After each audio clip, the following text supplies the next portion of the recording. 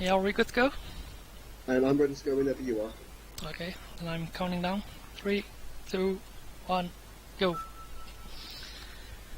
Okay guys, I'm Ryosotis. I will be your runner for this game. Let me just quickly explain what I'm doing here. I'm using RNG manipulation to get a perfect IV Tepic with an adamant nature, which I will be using for the entire run. And for that I need to hit a time of 14:11:30.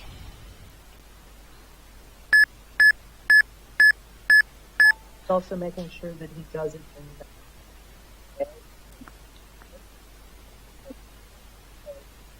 You're kind of cutting off, Emily. Your audio gate is destroying you.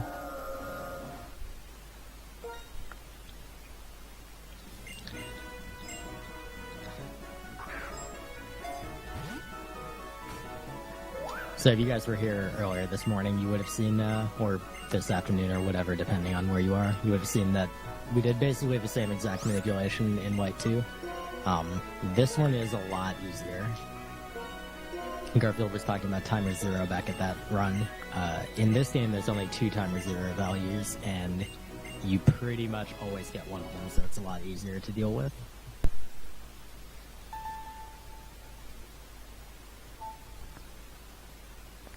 That one looks like you didn't get it, though. No, the pointer should be pointing towards the upper right.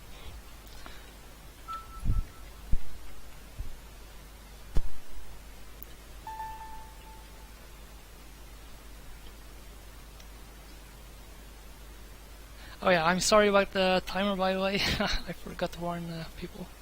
I'll lower the volume now.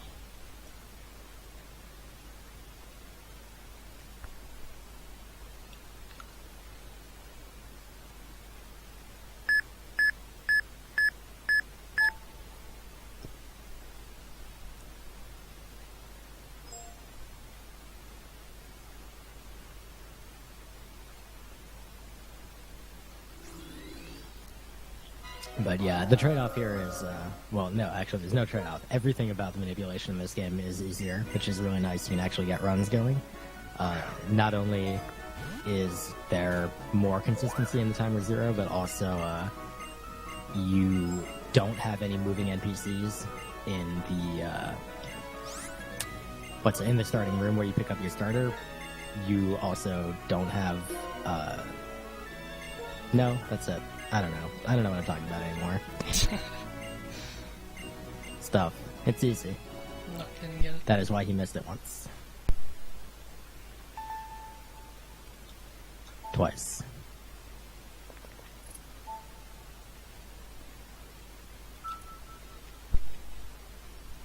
Yeah, this shouldn't normally take more than 5 minutes, so...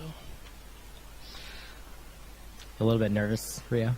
Yeah, kind of, but this is my first time doing a marathon run, so... Well, it's the first time for everyone, so don't be... Nah, I'll be fine, don't worry. So as I was trying to say earlier before my audio just killed itself, he's also trying to set for a specific day of the year, and that's for 2 reasons. The first one is that he wants winter, so that he can have a very fast Twist Mountain, because Twist Mountain in winter is a lot faster than spring, summer, and fall.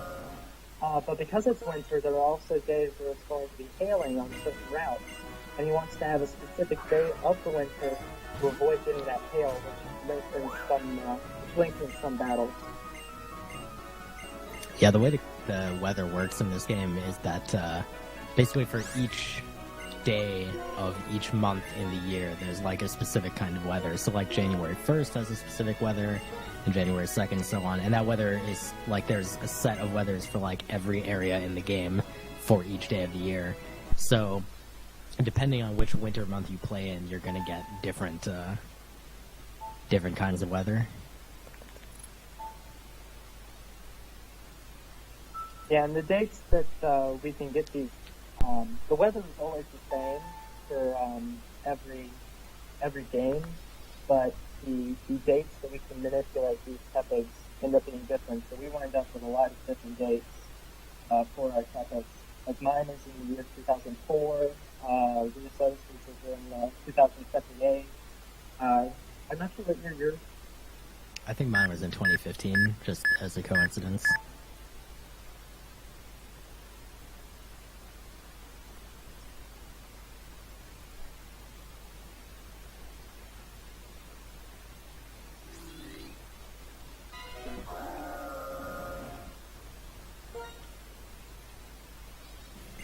Also, in case people are wondering, there is no time save by choosing either the boy or the girl. I'm just picking the girl since I like the female trainer for this game.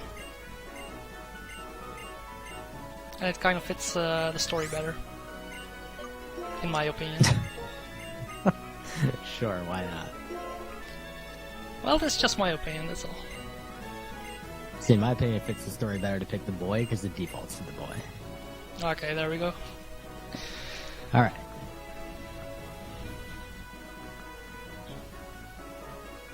So what he's manipulated here is he's going to get a Tepig with perfect stats and an adamant nature. So he's going to have 23 HP, 13 attack, 11 special attack, 9 special attack, 11 defense, 11 special defense, and 11 speed.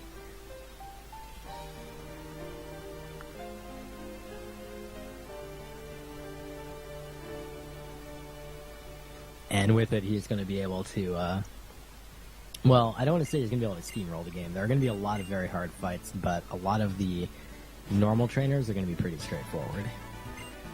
Yeah, basically.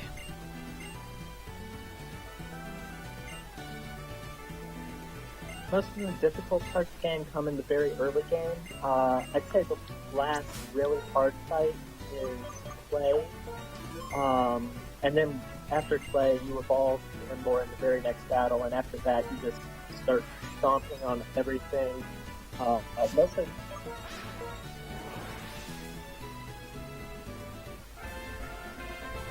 Yeah, much like White 2 for that matter, where basically Clay is the hard part, and then everything afterwards is pretty straightforward. I am a boy, Okazaki. Just But in you case picked a people girl. are wondering. Yeah, I picked a girl.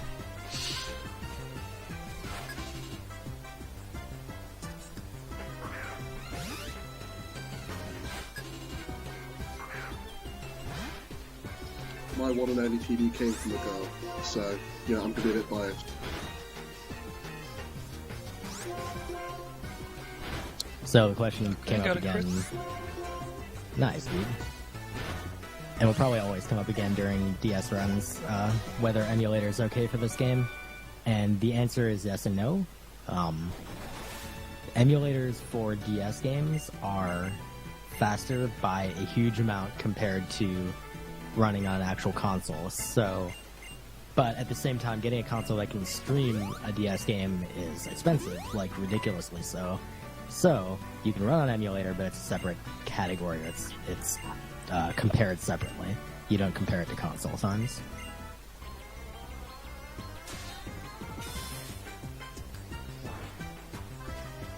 For the record, the world record for this game on emulator is 322 by Ryosotis, and on console is 327 by both Ryosotis and me.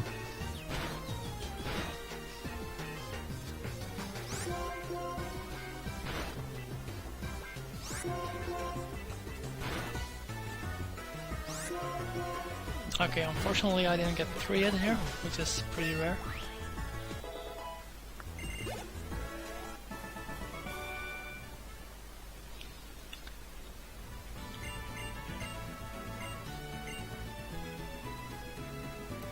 Ryo, you want to explain why you're doing Adamant Nature specifically?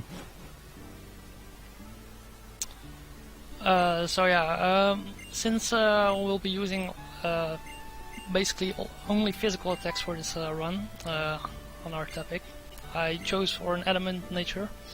And also, we don't need a lot of special defense for this game, so that's also the difference between White 2 and the Black Run. No, sorry, I'm saying it wrong, I think. Special attack. But yeah. Yeah, sorry.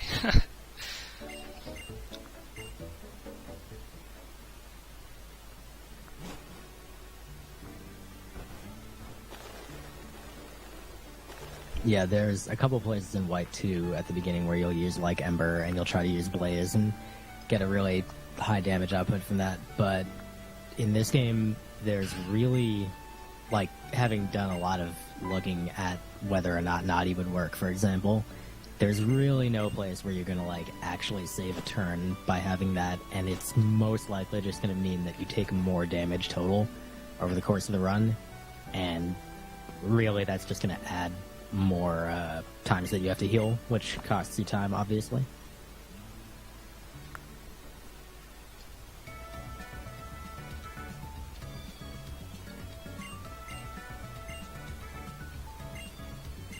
So yeah, the first 14 minutes of this game, man, they are action-packed. Yeah, that's kind of a problem. Game starts out slow, but it does pick up pretty quickly once you get past about Camilla. Yeah. And then it becomes basically non-stop battles with a couple interludes here and there. Yep.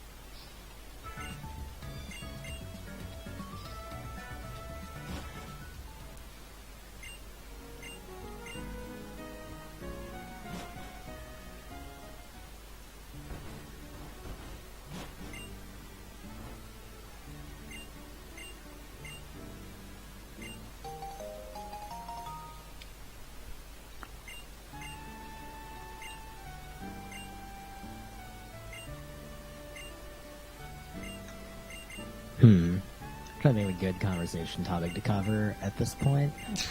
Yeah, it's kind of hard. Like, there's so much story that needs to be covered in this game at the beginning, so...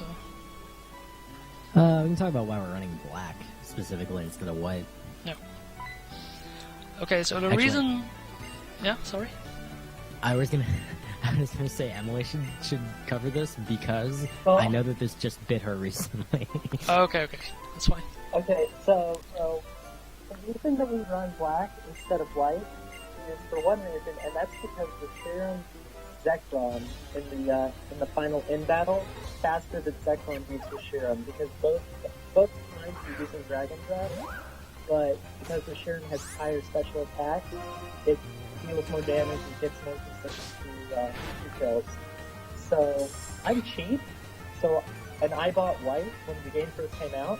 So since the game is so similar, I've just been running on white, and recently I lost a run because Zekrom got beaten by him and Shiram, and then his Terracotta destroyed my Embor twice in a row, and I couldn't really do anything about it. So that was an interesting end to a run.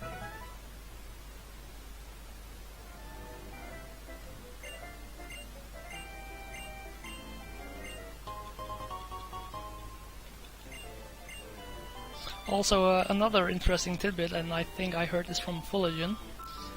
It is actually possible for the tutorial battle to have a shiny pet rat. But not only the pet rat, the Minccino of the Professor can also actually be shiny during the battle. Really? Yep, I think, I'm not sure if I heard from you, but I think someone in a test did it. Oh, I That's know. true, So I know the one on the on the starting screen when you hit new game in a task, you can make that one shiny. However, actually, I'm a little bit iffy on whether that's legit or not. Are you talking about the one in her Welcome to the World of Pokemon stage? Yeah. Yeah, that's happened plenty of times. Oh, press wrong option. Oh. So one of the biggest sources of RNG early on in this game is obviously encounters. Each one is like 12 to 15 seconds or whatever of just blah. Generally, you're going to get around 3 between routes 1 and 2, and then after that you'll have repels, so you won't have to face anymore. Theoretically, you can do encounter manipulation of some sort since you're already manipulating the RNG, but we've never really been able to figure out how to do that.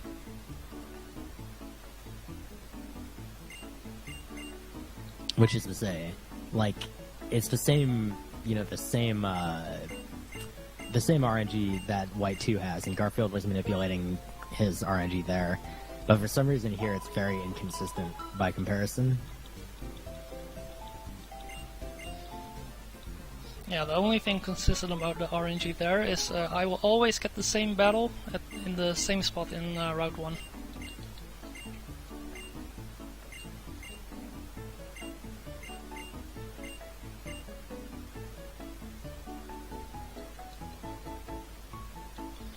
And here we have more tutorials about how to use the Pokémon Center and how to use the PC. Or what the PC is for. This part's important, listen up. Walk up to the PC and press A. Nailed it. I believe this is the only time we heard about this. Sorry?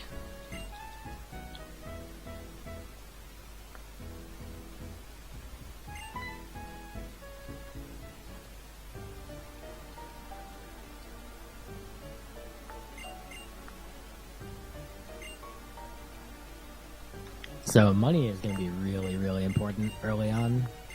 So you saw that he only bought 4 potions there. He has, $4,000 or whatever, Poke dollars or whatever you want to call it. He's going to be trying to have enough money to buy all the X items he wants the first time he goes to Nimbasa City.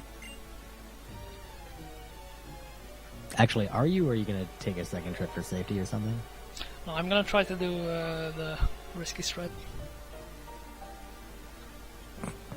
It's not that risky, of course, because Well, there's a lot of supers you can pick up. Well, yeah, I mean you can have a backup strat like when you beat the 7th gym, of course. Yeah. But I'm gonna try to do it in one go. It's actually funny, it doesn't, because Gen 5, like, all the menus are pretty quick and getting around is rather quick, it's actually only like 20 seconds to go out of your way later on to pick up, to do a second X item store trip. So it's really not that big a deal, but, you need every second you can get. Okay, so for this fight we use Tail Whip at the start, because there's a chance that this Purloin will use Growl like he just did on the first turn. And this will enable us to 4-shot him, but if he doesn't use Growl then we always will be able to 3-shot this Purloin, saving 1 turn. Yeah, it's pretty uncommon that he doesn't use Growl. Yeah.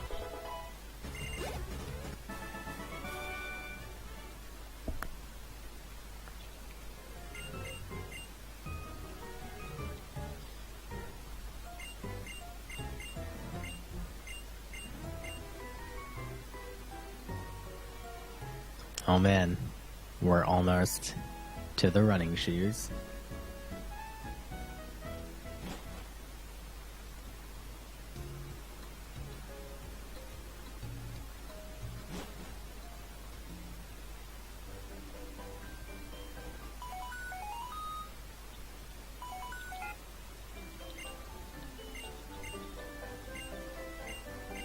So yeah, once your mom gives you the running shoes, the run finally starts actually becoming a run as opposed to a walk.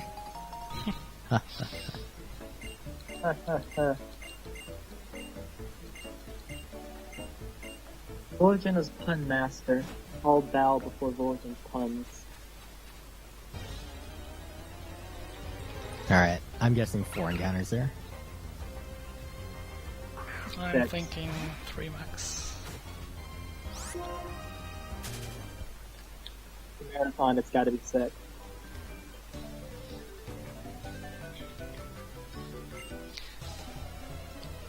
Okay, so another interesting strategy for this fight, I'm gonna use Ember for the first 2 turns. If this Ember actually causes a burn on this Fat Red, then I can just use a 3rd Ember to finish him off. If it doesn't cause a burn, then I will just use Tackle to ensure that he dies. It might sound a little crazy, Yeah, actually. No, you go ahead. I was going to say, one of the major things in the early part of the run is key management, and the most important move with key management in this part is tackle. We're going to try to visit the Pokémon Center, obviously, as few times as possible, but if you lose too many tackles in the very early game, from about now until first gym or so, then you're gonna have to and heal up. Yeah, Unless unlike you're in sitting White 2, extra. you don't get all that many free heals. Okay, only 2 encounters on Route 2, which is pretty nice. Boo.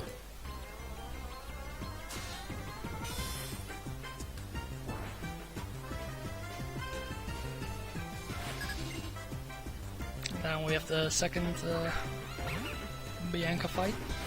Pretty straightforward, just 2-shot the Lillipup and then 2-shot the Snivy as well.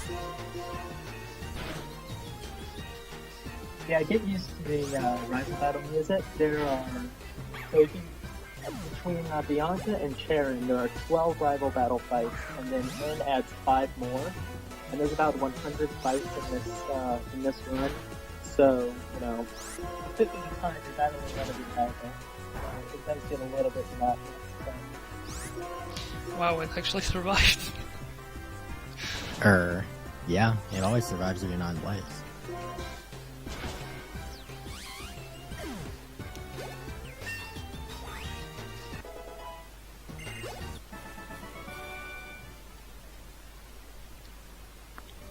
So one sad thing about this run compared to White 2 is that you can't take really anywhere near as much advantage as of Blaze early on. Just the damage ranges don't work out for it. Being in Blaze range just makes you more likely to die and really doesn't improve any of your chances to kill anything or save any turns at all. So he's just going to heal right here most likely.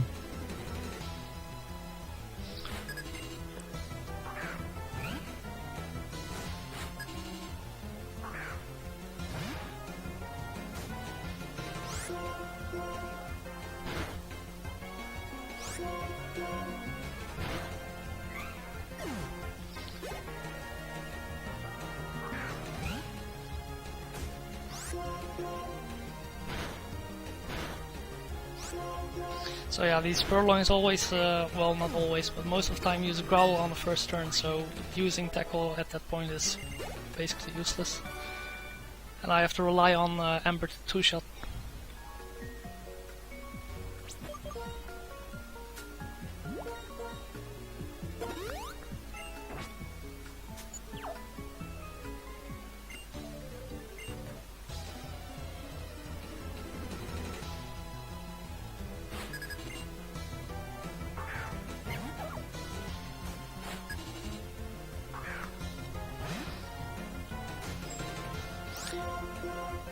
And again, more PP management during this fight. I will be using 1 Tackle and 1 Ember on each of the pet rats to ensure that I have enough Tackle PP.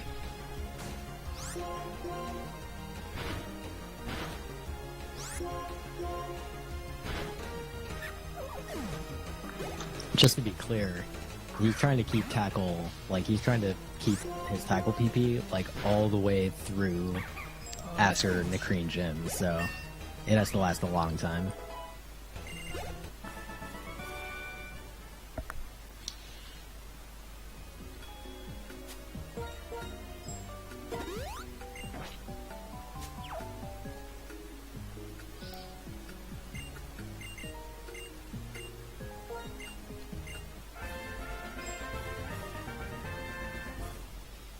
Ah, Pansage, my favorite Pokemon. Yeah, let's hope That's he'll the best cooperate. Pokemon in the game. It's going to be in the rest of the run, and it's very useful. Yeah. Well, he does serve several very important purposes. Oh yeah, definitely.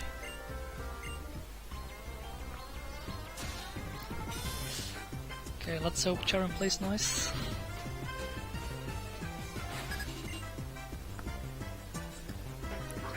So on Charon here, he's going to try to soften up Oshawott with a Tackle before using a Tail Whip. He can't take it out with two tackles without Tail Whip, but he's going to do the first tackle without the Tail Whip to see if he can avoid triggering the berry, and it looks like he did, which is really nice. Yeah, it's not a huge triggering method, but it does, it's just really annoying. You have to use a lot more tackles than Relic. Yeah, I believe it's like a 1/16th chance to trigger his berry if you go with a non-tail whipped tackle to start. And then the kill is guaranteed no matter what, as long as you don't trigger the berry.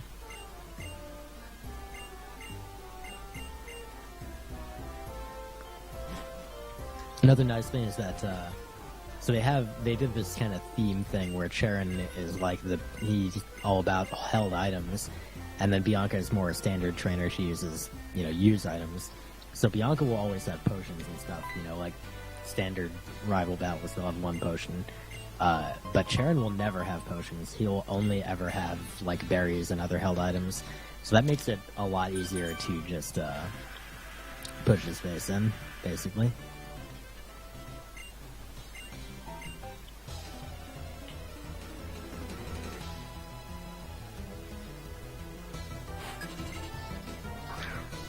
Yeah, so this Lillipop, this one can do quite a lot of damage for no apparent reason. And I'm not sure, but maybe if he crits, he might be able to, like, one-shot me. I'm not sure. 23 health. Fortunately, we didn't find out. That's actually, getting the 3 turn on that is very uncommon. Yeah, it's still a damage range.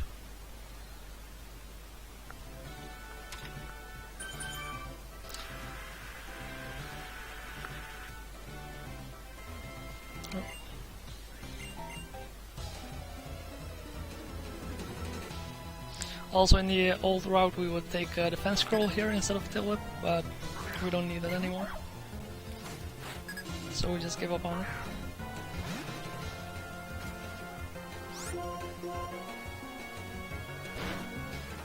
Okay, didn't use bite.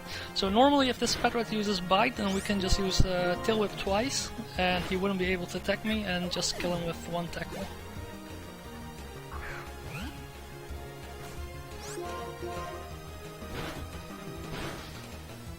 Which, come to think of it, we could actually just do that anyway. You could do it anyway, yeah. I don't know why I never thought of that before. Finding new strats on the fly.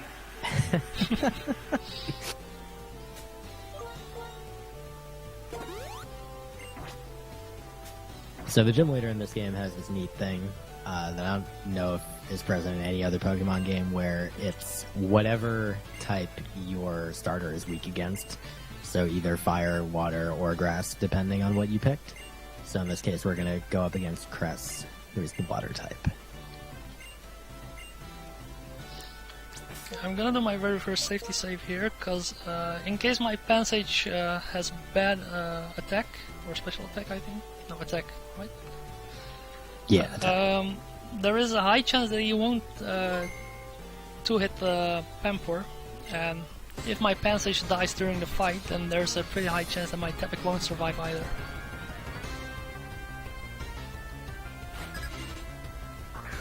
Yeah, this happens more often than we'd like to admit, and there's really no way around it. Fortunately, though, otherwise the fight's pretty straightforward. Like, Pansage actually does not do all that much damage to Pampor. It's only if you get a really bad set of stats on him.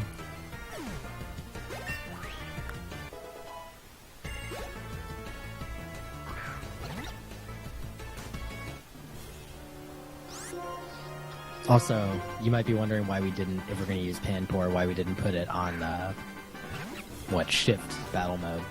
The reason is that we would have to go back to the menu afterwards to turn that off, and it actually costs a lot of time to open up the menu and do that, because the menu's kind of slow, so it's a lot faster to just manually switch. Plus, that way we get the XP on Tepig from this. Oh, nice, crit.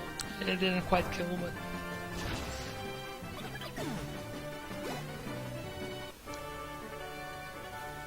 Okay, got this. Nice. So yeah, that crit, if it had killed, would have been perfect. It didn't quite, so not as perfect, but still really a good fight. Yep.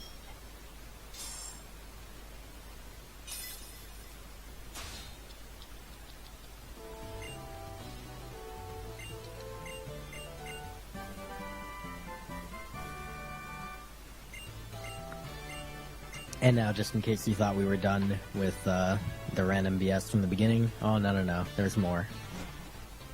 Oh, yeah.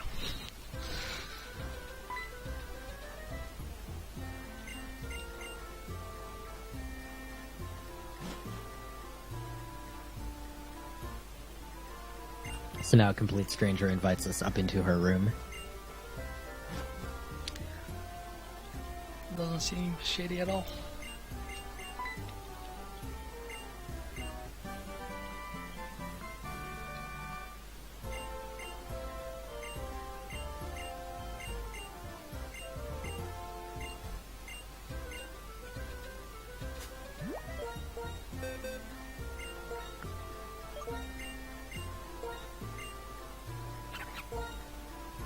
So this is literally the only required HM in the game.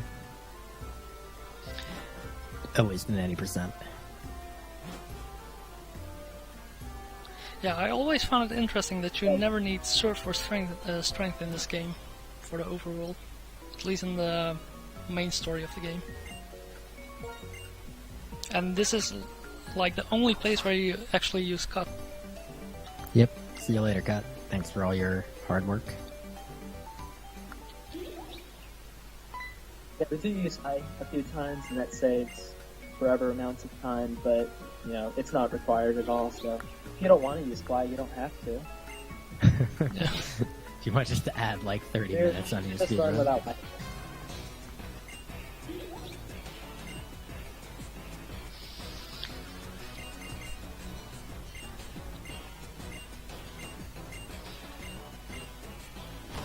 And here we have Team Plasma kicking up poor little Muna just to get some dust. I thought it was missed. Mist? Oh yeah, Dream Mist. These things are important, you know. You should know these things. Yeah, I always just skip through the dialogue, so... I want to say that I literally haven't read the text in like years, but actually no, I pretty much just skim it every time I run the game. Some of the dialogue is like so bad it's good. And other dialogue is just straight up really, really good.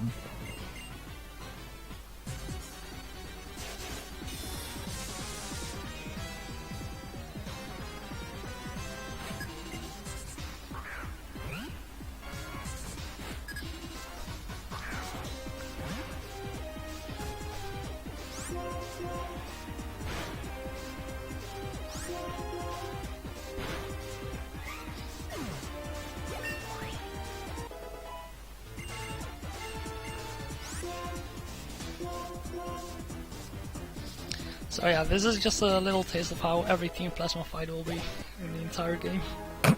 Yep. So, Flame There's Charge. a lot of Team Plasma. Oh yeah. This is a pretty nice ability. Move. And we're gonna use it a lot.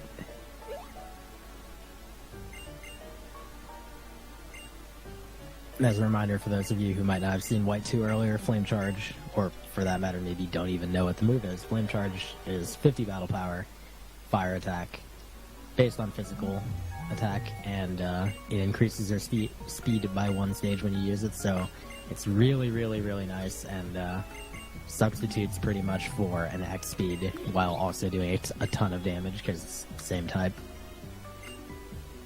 There's basically nothing bad about it, it's just amazing.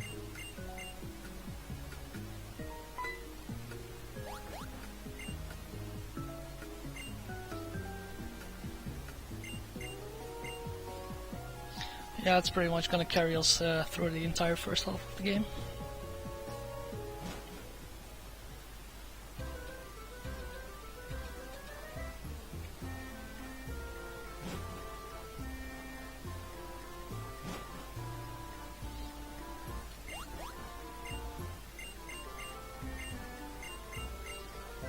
And here, because we helped Fennel get some Dream Mist, we're gonna get the Sea Gear.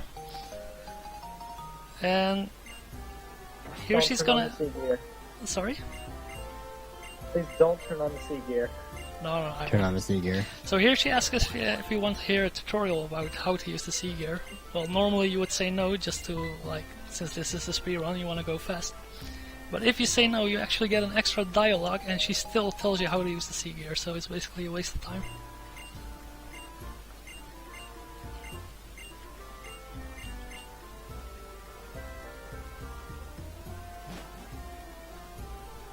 I still remember, like, in old speedruns, people just turned on the Seeger. I have no idea why. Like, maybe they thought if they said no, there was going to be some sort of thing. But, like, it's just a huge waste of time, and it's kind of obvious, so I don't know what the deal was.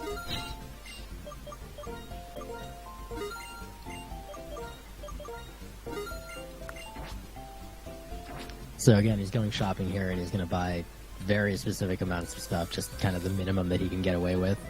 So he bought 3 repels and a couple heals, and I didn't see if you got any status healing items or not. I got 2 antidotes. Yeah, so he'll need those potentially for later on. But the most important thing is a couple of super potions to make sure he can keep his HP up. And the repels, which will be enough to get him to the point where he can buy max repels.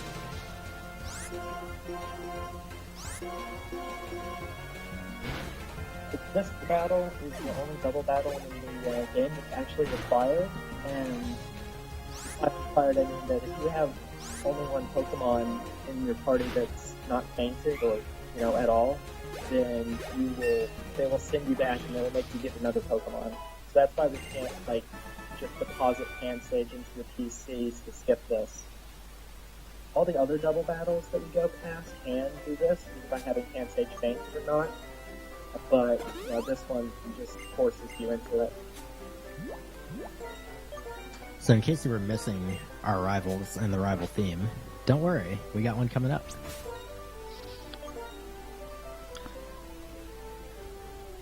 Yeah, and this is actually quite an RNG heavy battle, because now on Route 3 we are going to kind of set up a certain HP range. We want to be around 25 to 30 health at the end of this route.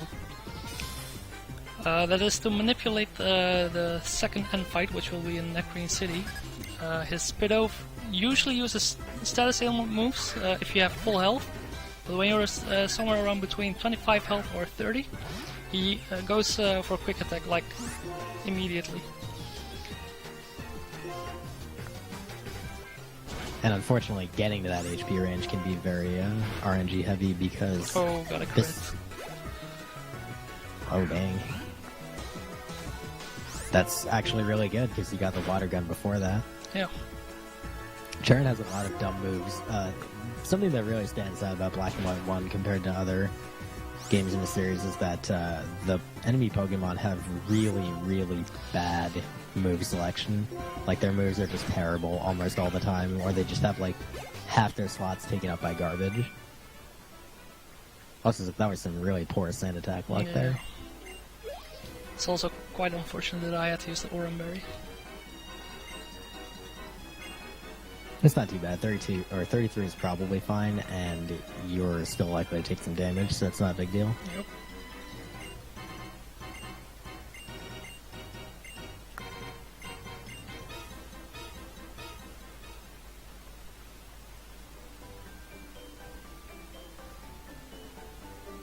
So yeah, that battle is also very, very risky because Charen gets 3 turns to hit you, and if he decides to water gun all 3, there's a decent chance he'll just die.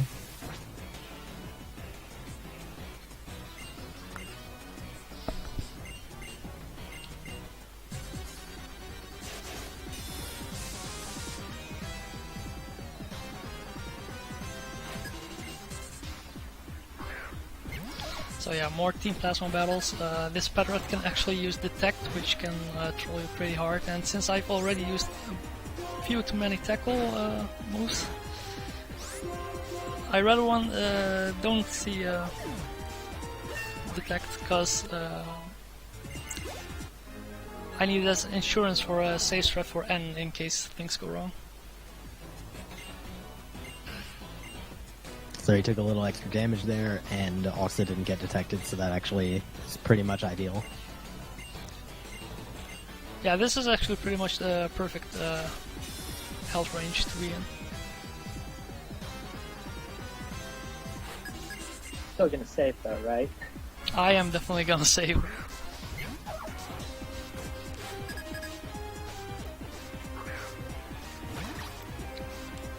Okay, so the ideal thing here would be for Oshawott to use Water Gun on the same target as me. Looks like he is not cooperating. Tail Whip's not that bad because he can still potentially, I guess if you have more tackles, you can use a tackle instead and still get a one hit. Overall, getting 2 turns out of that fight's still pretty good.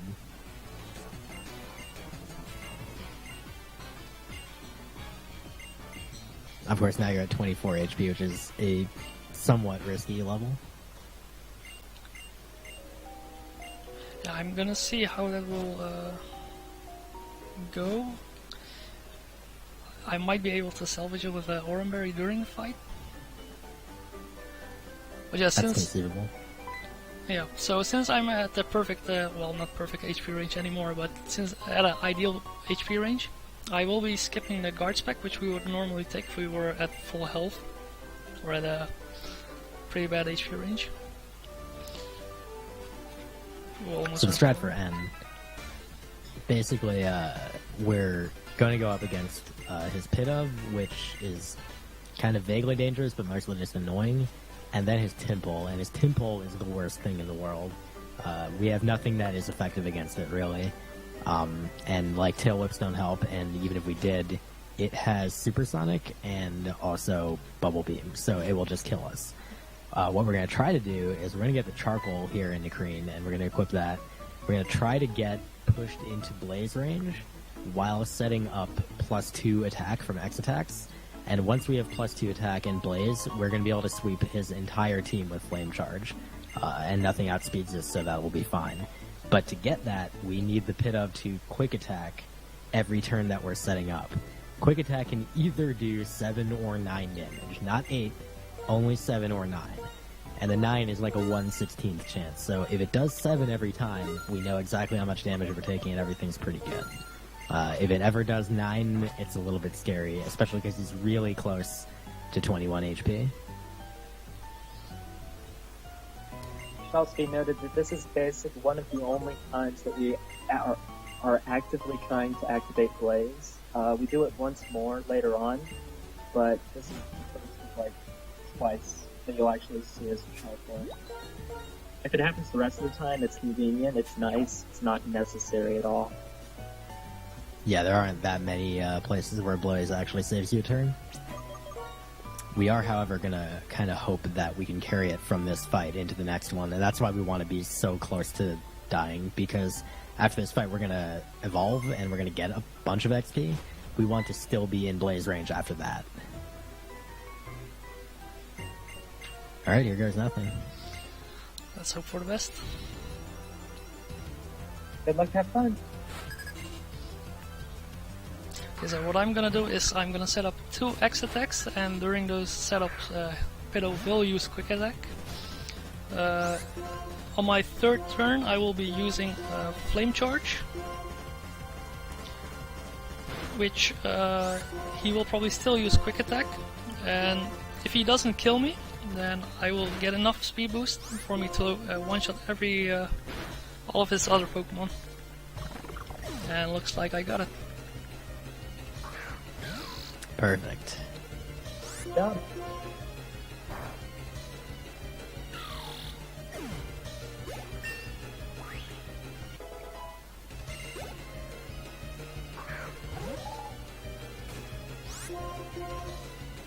So unlike in White 2 earlier, we are going to evolve at level 17 and we will get Arm Thrust, and we're actually going to make fairly extensive use of it.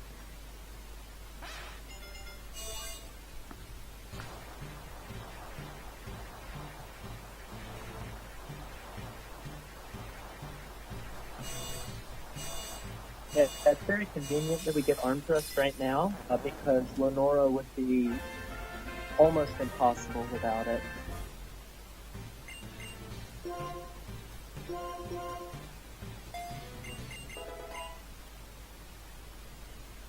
Well, you could get Rock Smash before the gym, and that would be a huge waste of time, but it would at least make the boss possible, or the gym leader. Okay, yeah, it'd be possible, but let's just be thankful we have arm thrust. Yeah, thankfully we do. To be clear, I mentioned Rock Smash. We're also going to get Rock Smash TM on the way out of Nicrine, but we're not going to use it for quite a while. Yeah, we learned it after the 4th gym when we...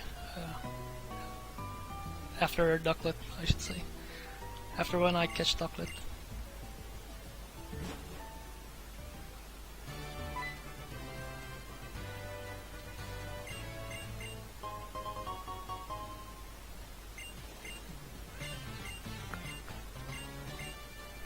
And that 8-frame save there. Well, I didn't bump there, so it's not really... I don't think I saved too much. Okay, and since yeah, the only reason... Sorry. No, you go ahead. Since I'm still in blaze range now, I can just use flame charge instead of arm thrust, which would be 67% chance to kill it, and with flame charge it's just 100%. And that's actually the only reason we care about Blaze right now in this gym. We're actually going to heal up right after this. Yeah, actually I'm going to heal up during the fight, because I always use one arm thrust during the first turn, because she always uses X defend on her first turn, and if I get a 5-hit arm thrust, then the next arm thrust will basically defeat her deer. Isn't this thing a speed tie? Is it? I don't have the numbers in front of me, so I can't say for sure. I don't know. Well, it's fine. I'm sure it'll be fine. Yeah, so I only got 2 hits.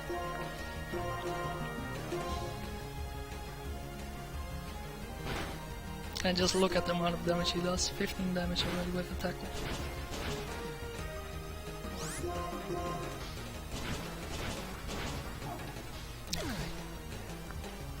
Oof. And apparently it So, was yeah. a speed tie. Alright then. Yeah, the crappy thing about that fight is because you can't stop the X defend from happening, you're guaranteed to be going up against +1 defense, and it turns out the most chance you have to actually take it out is 2 arm thrusts, and you have a 54% chance to beat it in 2 turns, as opposed to if you use like even Blaze Flame Charge, any combination of that with anything else is not as good as just arm thrust twice.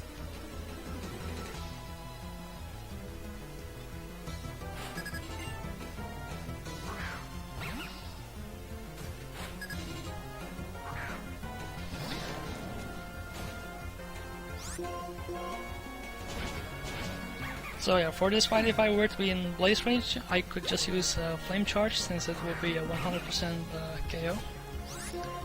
But since I'm not in blaze, I have to use arm thrust, and it's only an 89% chance to, well, not only 89%, but it's only it's an 89% chance to one hit.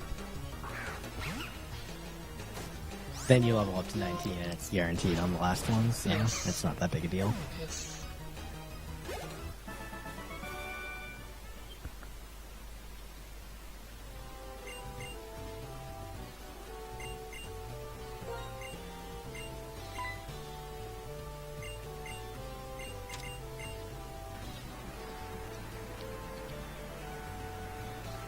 Yeah, I think I still have a potion left over, which I'll be using now. Just to be a bit on the safe side. Oh man. Emily, since Pansage, since you love Pansage so much, you want to tell us how he's going to be our true hero right now on this fight? Pansage is a true hero who nobly sacrificed. Is this a boy or a girl, Pansage? You notice? Him or herself, for the good of our army. And what we do is so Prettier has the intimidate ability, for Lenora, and that means that we need to switch out the hand save so that we can get rid of that Intimidate on Ignite. So we just switch out the hand save when it dies, and then just like Ignite and beat Lenora. Watchdog can be very trolling and he's not a very easy thing to kill. So we have like a 67% chance of beating him with anything. Bible Thump, Red Pen Sage.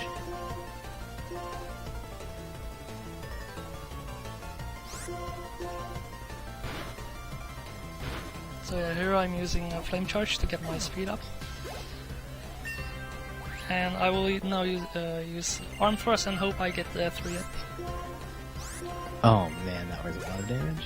Did you get reared? I don't know. Okay, cool, got it.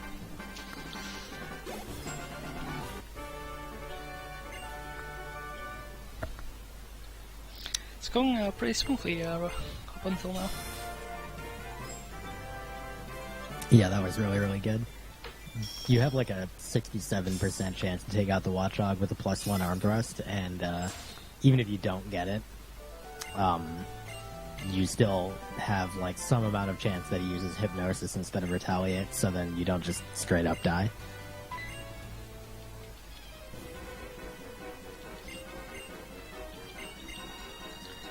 And more story, Team Plasma's up to something bad again.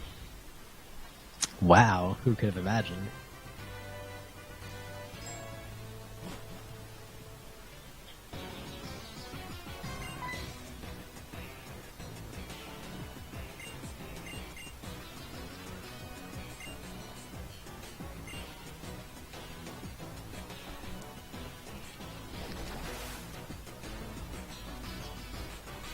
So yeah, they just basically raided a museum just to steal a dragon skull, which they believe is the key to resurrect from the legendary Pokémon.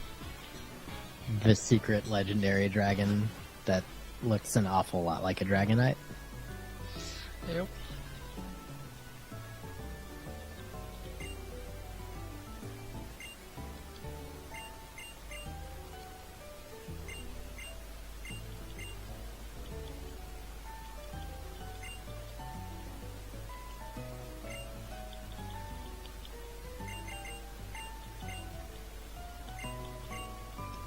On the bright side, we're coming up to Pinwheel Forest, which is kind of one of my favorite areas just because of the movement there. Yeah, definitely.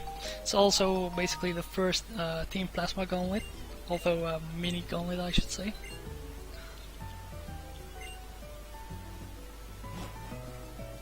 Yeah, there's like 5 trainers involved in this one, plus, no, counting a Pokemon Ranger.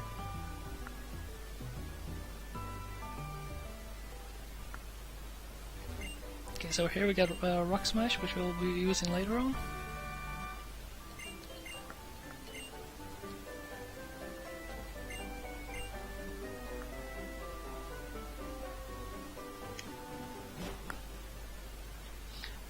And just to play it safe, I'll just heal right now.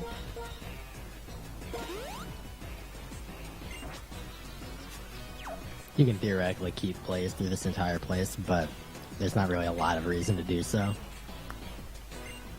Oh, you weren't even in Blaze, were you? Well, Ember killed the stage play, so yeah, it's like the only useful part of it. Yeah, exactly. So yeah, since my pen stage is KO'd, I am able to skip the double battle. So I can just run past those twins. Let me tell you, that double battle sucked a lot more back when I ran with Snivy. Do you want to explain Snivy runs now, or no, no one wants to explain that. No, we'll have plenty of time later. That's a whole thing to itself. Oh yeah, no, we can do a whole history lesson later on during like the big gauntlet section. Shoutouts to MDM. Yeah.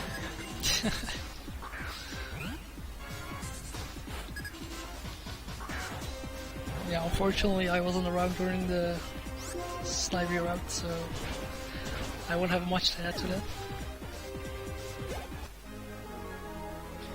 One random thing to note, he missed the damage range on the last, on the Sandalra at the beginning of the gauntlet here. That's just, it's like a 91% chance to take him out, but, I mean, it just happens sometimes. Oops. Alright, so he's coming up on probably the hardest spinner dodge in the run. This guy turns up and right. It's a very awkward dodge. He's going to try to move in such a way that manipulates him to face one way, and then go by. And he got it. Very nice.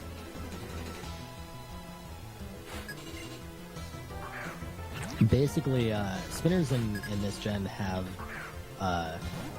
they have a behavior where if you run towards them from one particular side, they're going to anticipate your movement as if you were going to keep going that way, and they'll try to turn in such a way that they'll catch you. But that only happens if you're running.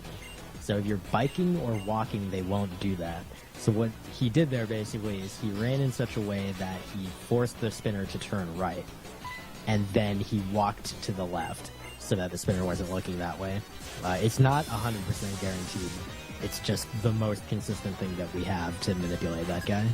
Yeah, I always wait for about a split second before I go left, because the spinners in this game are actually able to quick spin. Yep.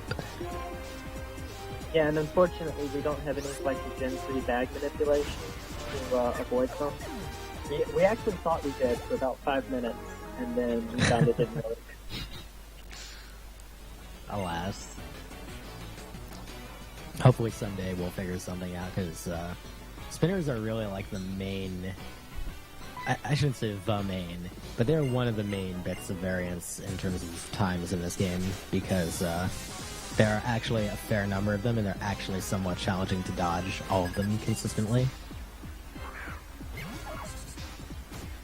And unlike in a game like, I think in Gen 2 games you actually, like, expect to hit a couple of spinners along the way, so you kind of want the XP from them and so on.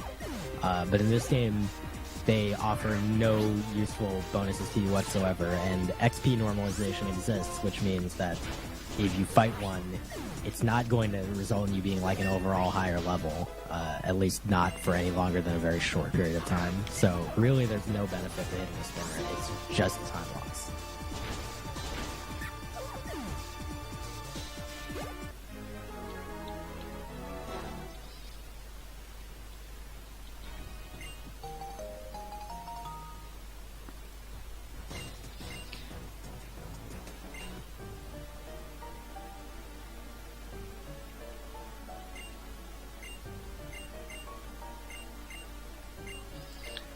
So yeah, more story here. They actually found out that it's actually just a normal Dragonite skull instead of a legendary key to unlock to revive the legendary dragon Pokemon. And after that we have the best music in the game. Oh, definitely. If you've ever hatched eggs, we'll probably be very familiar with it.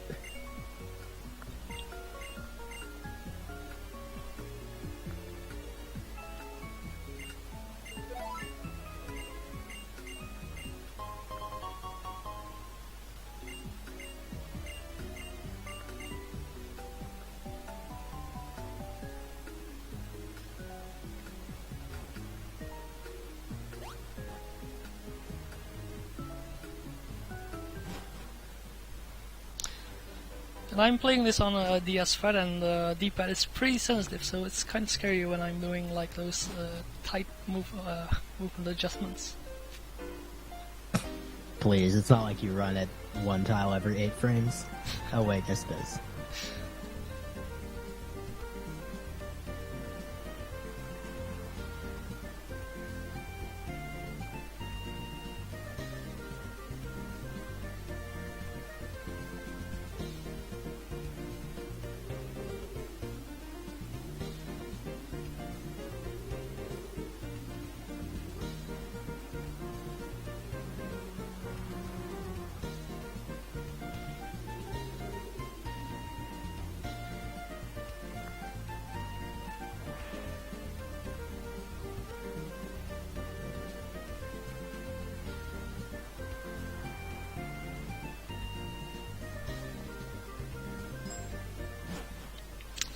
Yeah, Sky Arrow Bridge.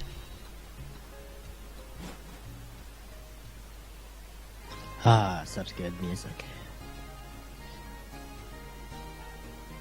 So remember during Pokemon White 2 we were talking about what kind of game would make you go around Castelia City without a bike? Yeah.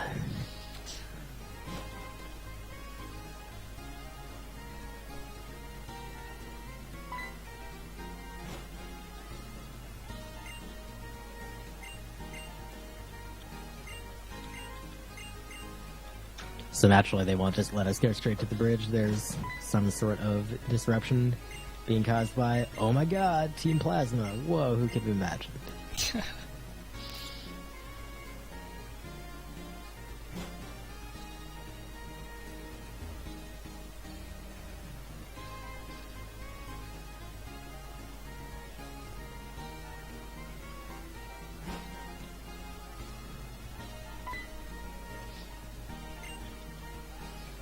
So yeah, since they're trying to like liberate Pokemon from the humans, they just decide to steal people's Pokemon, and this time they decide to steal Bianca's Muna.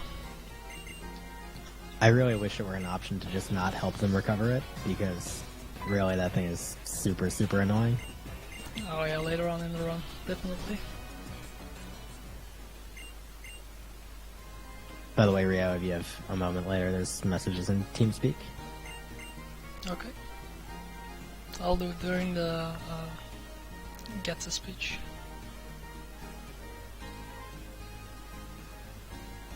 He sure does like to speech. Spoilers, Getsus is the bad guy. What? I'm shocked. Not that shocked.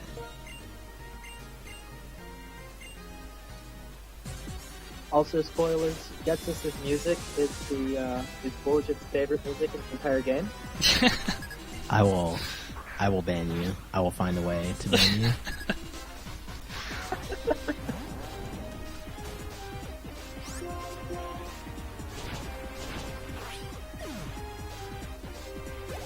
So yeah, I just noticed that I'm pretty tight on Orange Thrust PP, so...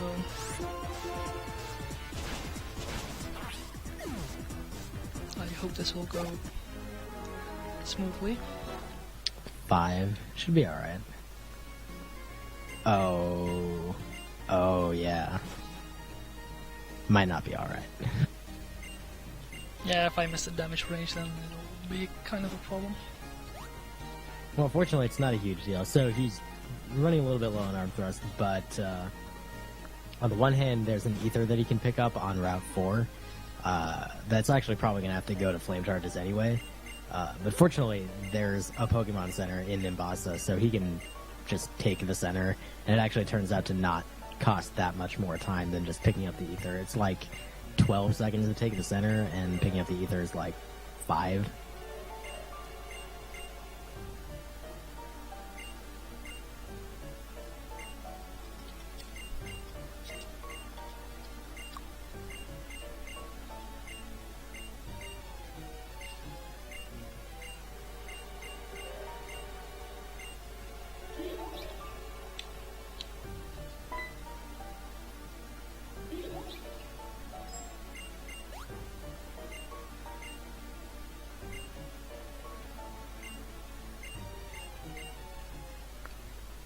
One exciting speech. What's your opinion on Get speeches?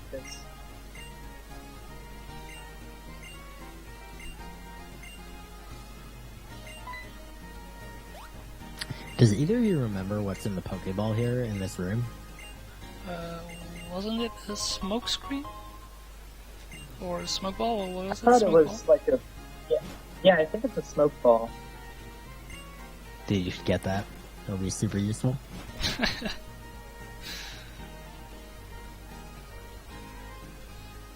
Yeah, I'll pass on it. Alright, so now we can actually head to the gym and steamroll everything.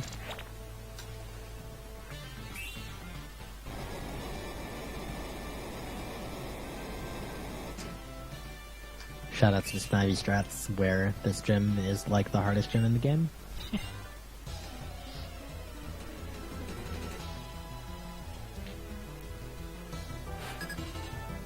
So yeah, the gimmick of this gym is basically that they put switches on the ground which will either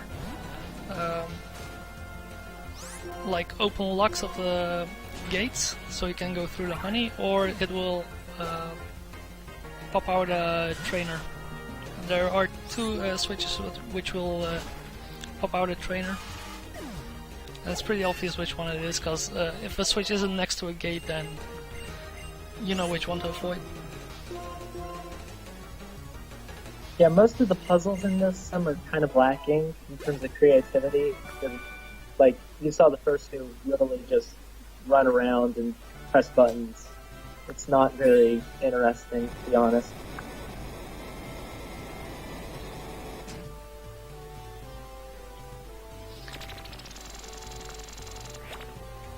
For that matter, the strategies in this gym aren't particularly interesting either. You push everything's face in with Ember, or Flame Charge if needed, if you run out. But the gym leader is actually on a whole another story. Indeed. I think that's your favorite thread, isn't it? So, I'm a big fan of 100% accuracy moves. We are going to use a move that is not 100% accuracy. I actually don't know which specific version of the strat you're going to use in terms of whether you're going to set up with like an X attack or anything, but basically you're going to go for a rollout sweep on this leader, and he has an X accuracy, so he's going to use that, and that'll make it not a big deal. But there's still a damage range on the first Venipede, so if you miss that, then it becomes a little bit annoying. The bonus, though, is that if your rollout fully takes out his team without stopping at any point, and Levani can protect, so that's one way that you can get stopped even though you have 100% accuracy. But if you manage to take out his whole team, then he'll never get the text where he talks about, oh, you damaged my Pokemon, or oh, I'm down to my last one. And that actually saves a non-trivial amount of time. It's like 10 seconds or something. No, that's not right. It's like 7 or 8, I think.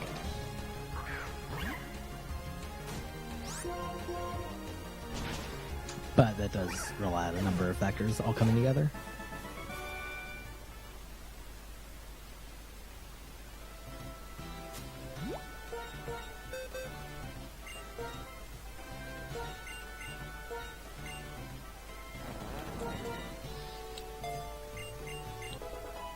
Ah, yes. Forgot that you also teach workup now. So he's teaching workup to save X attacks, because remember that he went to the item shop, the battle item shop, one time, and he wants to not have to go back there again. So he needs the X attacks that he got back there to last the entire rest of the run. And workup will help with that.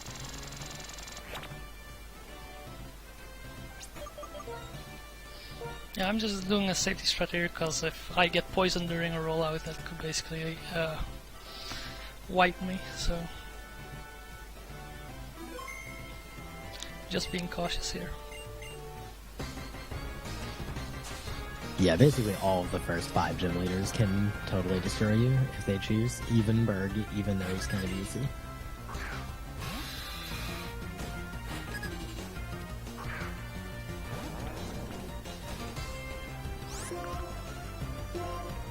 So yeah, I'm just gonna use an X accuracy and then use rollout and hope for the best.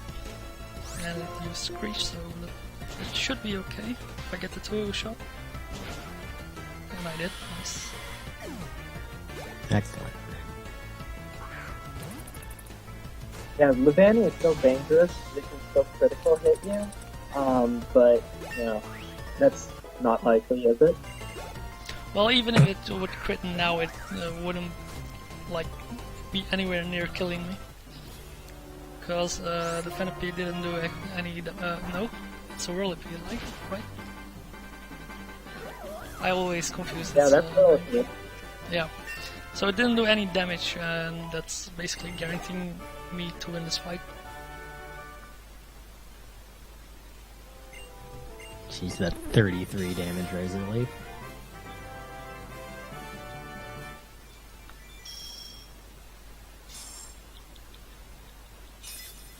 It's also perfect that I'm above half health, because I don't have to use the super potion this way, which is nice. Alright, so guys, I know that you are all missing this, so I just want you to know that we are coming up on another 2 rival battles. Yeah, and one of them is a real RNG hell, so I'm expecting a few wipes during that one.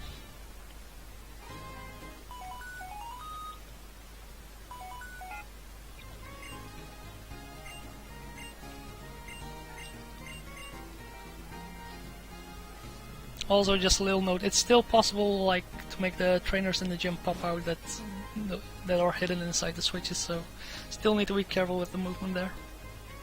Oh really, is it? I've never actually tried that. Yeah, I actually just tried it during my first run just to test it. Yeah, it's as if you just talk to normally, like you talk to them after the battle.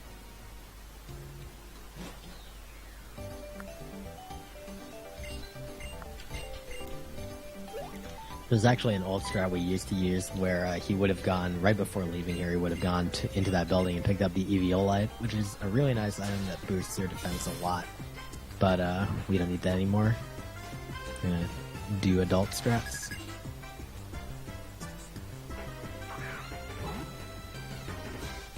Yeah, there's a big kid. You can hit him. So yeah, this Bianca fight.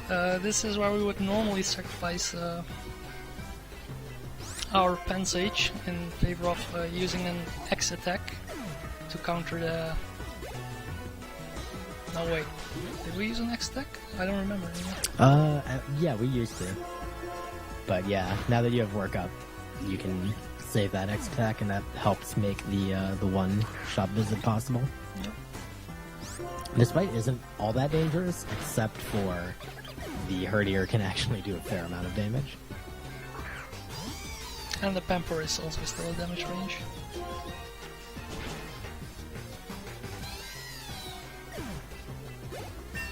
Yeah, but most of the time Bianca's easy. It's only one fight where she's really a pain, but even that's not too difficult. It's mostly just random and annoying. Kind of like Big Sis in White 2. Yep. So yeah, Alright, so... Yeah, the RNG hell battle that I was talking about like a minute ago is the Charon 4 fight actually. Oops. Yeah, Bulligen, did you know that Puck can use Razor Shell? You know, I have heard something like that. Oh, I forgot the hill. Legends tell of the fact that Duat can use Razor Shell. So yeah, the second Pokemon that he sends out will be his Duat. And almost 100% of the time he will, on his first turn with that Duat, use Water Sport, which is not dangerous at all and is no big deal because you just use Rollout in this fight. However, if you're low HP after the Pit of, he may use Razor Shell. So you have to make sure that the Pit of, while you set up your X accuracy, that it doesn't damage you down far enough that you are too low after your rollout. So we'll see how this goes for you. And the fun thing with Dove is that it has the Super Luck ability, which means that it can critical us, which will almost always result in Duat using Razor Shell, and that will almost always result in a wipeout. Yeah, it has Super Luck and it's using a high crit rate move, Air Cutter. Oh, I actually avoided it. Nice. Very, very nice. That's always fun. So yeah, he's basically guaranteed to win now, even though the rollout will take 2 hits to take out Duat. There's actually a safety strat you can do here where you use an X attack or a workup on this fight so that your rollout kills the Pit of in 1 hit. And mostly that's useful for you can heal up more easily in advance of his air cutters. So there's a little less RNG, but it's still kind of dangerous. So yeah, since my rollout ended, I have to use Arm Thrust, which basically forces me to use a center visit in Nimbasa, because I don't have enough PP for arm thrust anymore. Because normally I would take the ether, which is in the desert right here, and use it on flame charge, and that would basically make sure that I don't have to visit the center anymore. And I'm getting a free heal after the 4th gym, so yeah, that's basically how the setup goes. But yeah, since I had to use a few too many arm thrust during this run, I'll have to use a safety. Just to remind you guys, he hasn't used a center since... Oh man. Oh. Well, Yeah, this this trainer guy- is actually okay. He's pretty easy, yeah, and he's pretty annoying. It's fairly challenging to dodge him, plus you have to dodge him twice, so it's not as costly as some other spinners, but yeah, this guy's pretty annoying. And yeah, just as a reminder, he hasn't used a center since... I mean, he hasn't gotten like a PP restore since the beginning of the game. So, he's been going this entire way just without using the center at all. And he could almost have gone all the way, but just a little bit of the snowball effect from how things trolled him along the way caused him to run low on arm thrust. It's really, really tight doing the PP management to be able to skip all the centers. And your next heal isn't still until after the gym, so... Plus in Gen 5, because TMs can be reused, they don't cause them to restore the PP of the move that you replace. So whatever you replace, you keep the same PP count after you use a TM, so you can't just use that to cheese it out either. So it's really, really challenging to make sure you can get all the way here and have enough PP for everything that you want to do.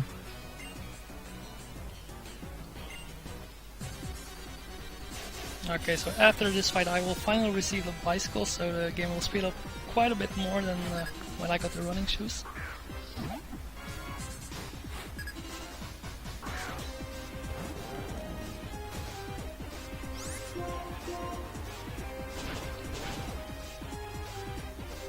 Oh, that's not good.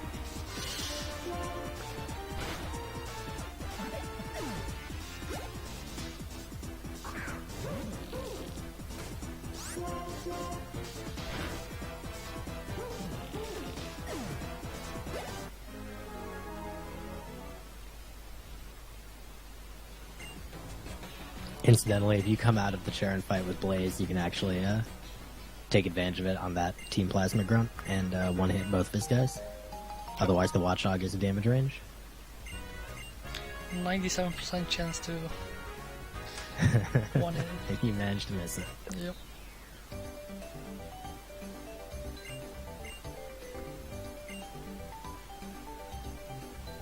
Yeah, so right now we're doing some shopping and we're getting some pretty important items, but one of the most important things that we're getting is the return TM, which is going to be used for almost the entire rest of the game.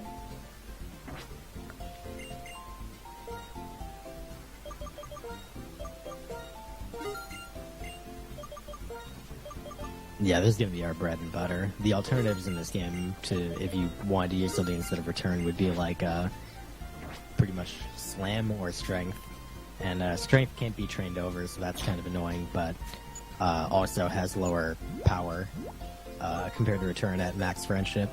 And slam has equal power, sorry, not slam, takedown? Yeah, takedown has recoil. I still have Snivy on the brain a little bit. Yeah, and at this point in the game, we've beaten enough trainers with just Tepig. You know, we're pretty much at max happiness right now. We're a little bit short, but it's still super powerful. Yeah, I believe at the time you get return, actually, I tested this at one point, your friendship turns out to be exactly enough that return is equivalent to strength. And I totally forgot to use my bike when I step out of the center. Oh, but wait, we're not done with rival battles because we got an end battle. Yes! Well, actually, first, a lovely romantic date with them. Oh, yes.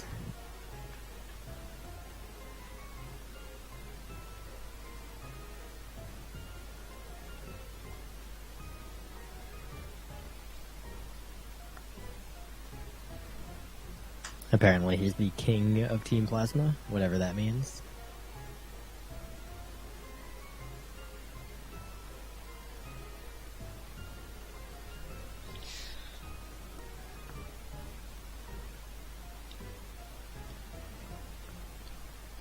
So yeah, this is actually a pretty straightforward end fight. The only thing that can go really wrong is during his second Pokemon Sigilyph, it can use Psybeam, and it has a chance to confuse you, so you are basically left at the mercy of RNG.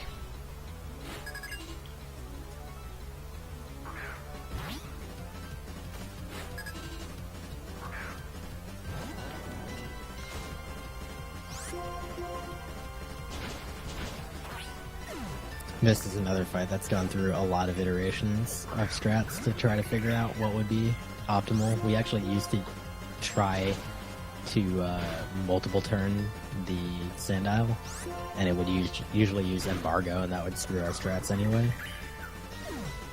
Alright, looks like everything went well here because the Sigilyph didn't crit him, and he got his Flame Charge up, so he got enough speed that he could outspeed it.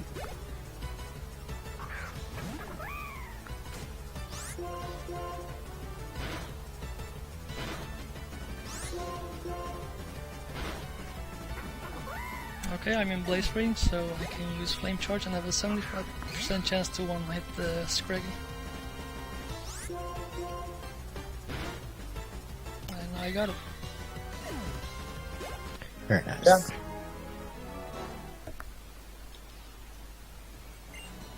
Are you So, yeah, gonna that's- pick up the X attack down here? Sorry? Are you gonna pick up the X attack with Ferris wheel? No, since I didn't need to use an extra X attack anywhere during this run, I don't have to pick up any more extra X items.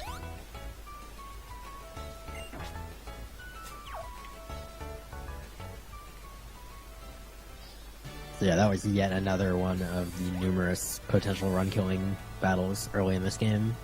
And now we're gonna rapidly approach another one in Alessa. Could you maybe also explain why I used the Hyper Potion outside of the gym? Yeah, so in this gym there are these roller coasters, and the cars cycle on kind of a fixed cycle.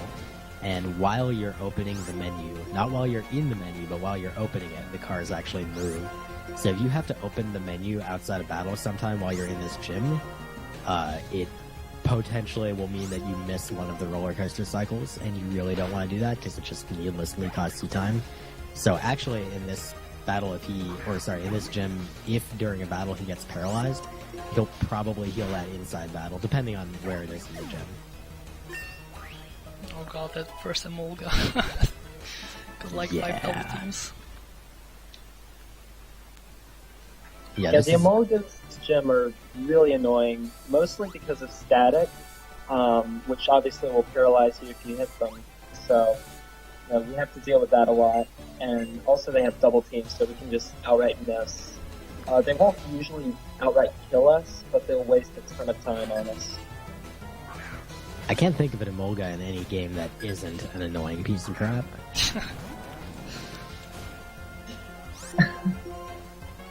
There's actually only 3 of them in the gym, so it's not, well, not counting the ones that Alessa has. There's 3 on the trainers, and then Alessa's got 2 of her own. But, it's actually not that crazy bad. This gym is definitely a lot worse in White 2.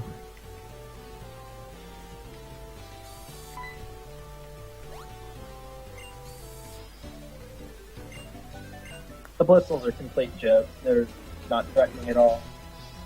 Yeah, if I were to get static during the first trainer fight, then I would just use a Paralyze Heal during one of these battles. Well, the first battle, I should say.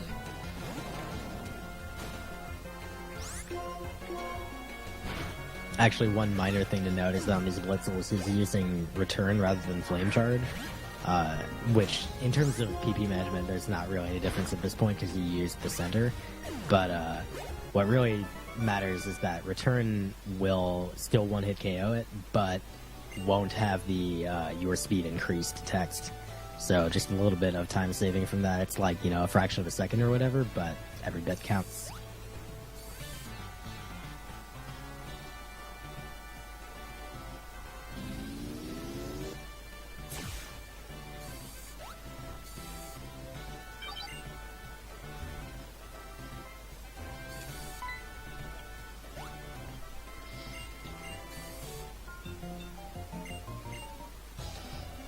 So yeah, this trainer also has a Molga, and we can't one-shot this one without a crit, so we'll have to make contact twice, so it's twice the chance of getting static.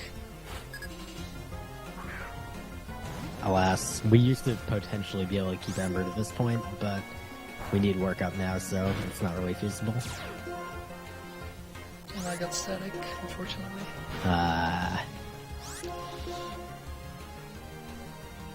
Oh no, this is not good. Oh my god. Please. Oh my god, he got another paralyzed. Okay, finally. So remember how this Emolgas will waste time? The Emolga is now wasting time. Ah, that Emolga, dude. Yeah, this is how hard they can troll you, like, it's unbelievable.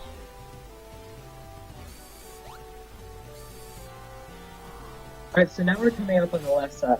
I mentioned earlier, during the second end fight, that we were going to manipulate Blaze one more time.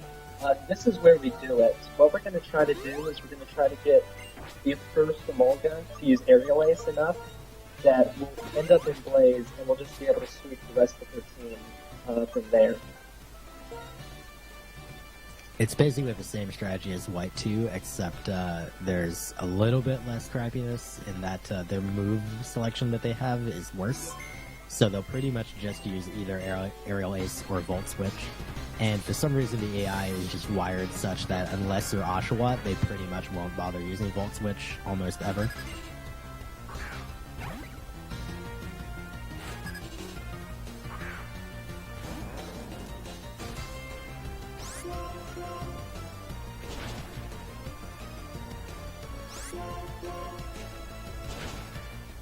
Okay, didn't get crit, and I'm no, not exactly. I'm in Blaze range, but I got a static, unfortunately. Ah.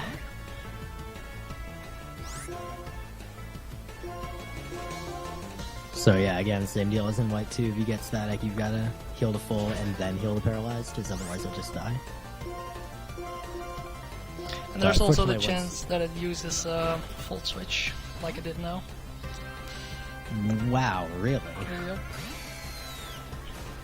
That's super uncommon and actually really annoying. What can I do here? Barry? Hi, I'm not fast Do you enough. have any regular potions then? Oh. I forgot that you That's why you need said. 2 speed ups in to like outspeed it. Yeah, that Zeb Strike is really dumb and fast. That's really uncommon though for it to use Volt Switch at all.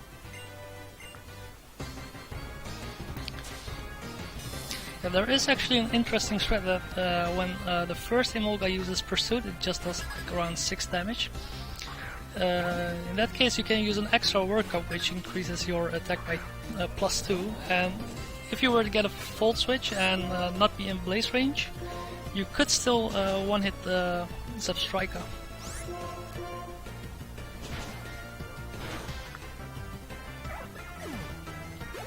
Okay, didn't get static now. Alright, you should be good then. And no static either. Nice. Yeah, if we get static on the second Emolga, we can easily just hit through it though, because the Striker just doesn't do enough damage to us.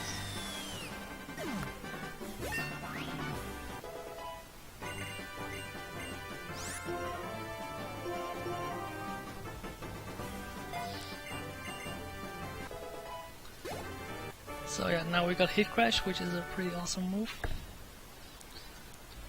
So we need Heat Crash, but we also need all of Return, Work Up, and Flame Charge. But we're also going to want to get a fighting move later on, so that is why we picked up Rock Smash earlier. We're actually going to replace Work Up in a little bit, actually fairly soon.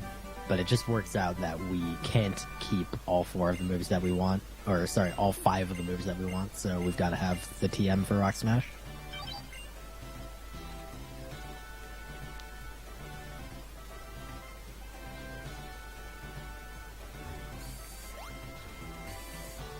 It kind of felt like it took longer for the ride to come over.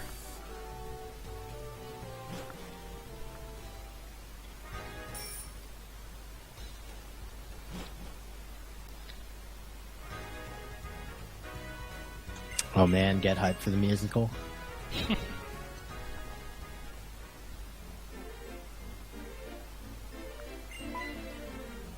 I can't wait to see how you.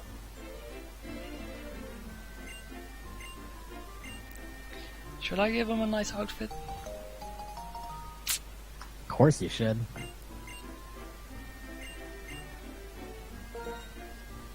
Might as well dress him up a bit, right?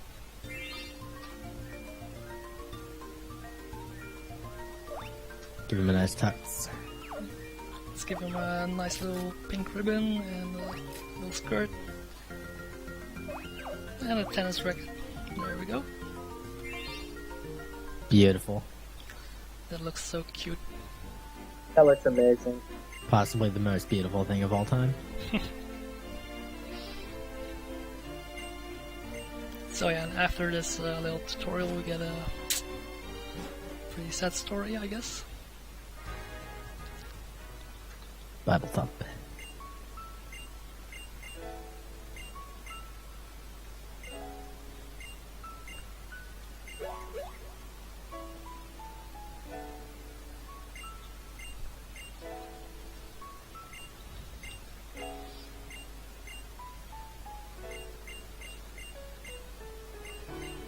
So yeah, basically her dad came over to take her back home, and Elisa just jumps in their conversation and saves the day, I guess.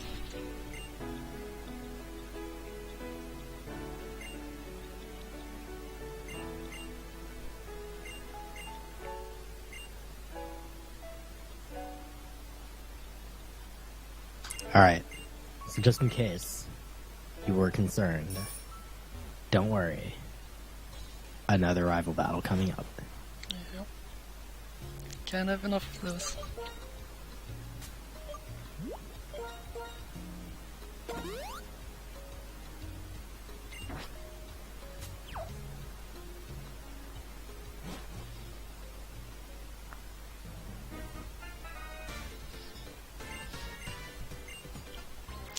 Okay, so his leap part will always use a fake out first turn, and we need to build up our attack by +2. So normally you would use work up, of course, to do that, but since he uses fake out, we're gonna use an X attack for the first turn to like circumvent his flinch.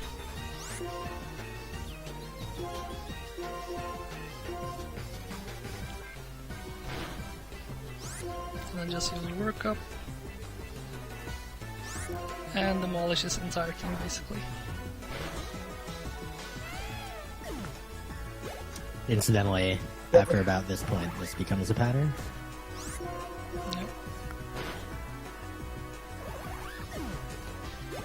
Yeah, basically all the tunes after this one are pretty much cakewalk. There's nothing too interesting about them.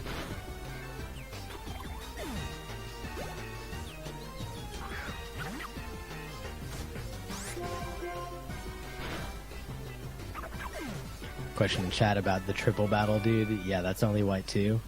There are no required triple or rotation battles in this game, even though they do exist. They're just not required. Yes. There's one that we can hit, possibly, but that's only with, really terrible movement, so it's not really concerned. Yeah, I would have to screw up pretty badly to hit that one. Yes, please don't. Also, please don't hit that lick again. Which one? Litwick in Celestial. Oh yeah, well, funny thing is I actually hit it in my practice run last Tuesday. Really? Yeah, second time I hit it. Oh yeah, so he just got finally his first full restore, including PP, since the beginning of the game. And this is going to be the last one until, God, I don't even remember when.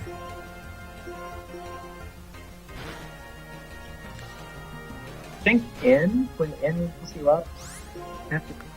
No, you definitely get a heal from Charon on Route 10, I think. Right. Oh yeah, that's the chicken last on Route one. 10. That's right. By the way, that was Alden's champion. You don't fight him. Alder who? Hey, Bulletin, how did your round 2, Elite 4 round 2 testing go? Blah. Round 2 is dumb. You can do it with your Tepig or with your Embor, the same level that you beat the game. Right after beating the game, just go straight there. You need a crap load of X items, and that's it. You just fight the things and win. And if bad RNG happens, oh well, reset. So yeah, speaking of RNG, the Ducklet part is coming up. It's the exact same thing as the White 2 run. Agreed, So- and just like the White 2 run, we will really, really need some Frankersy Yep. in the chat to help us out with this duck hunt. And the shadowy spots are pretty hard to like notice, so I'm gonna focus for a bit. But get your bets in. How many are we gonna see? I'm guessing 25. 13. 13. I'm just gonna be bossy and say that I'm gonna get him first spot.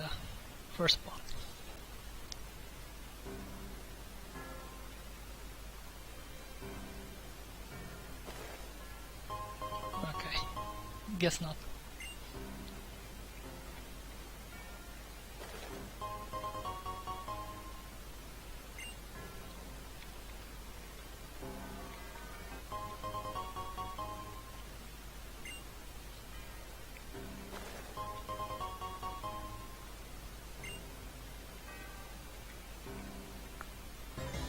Okay, fifth try. Aww.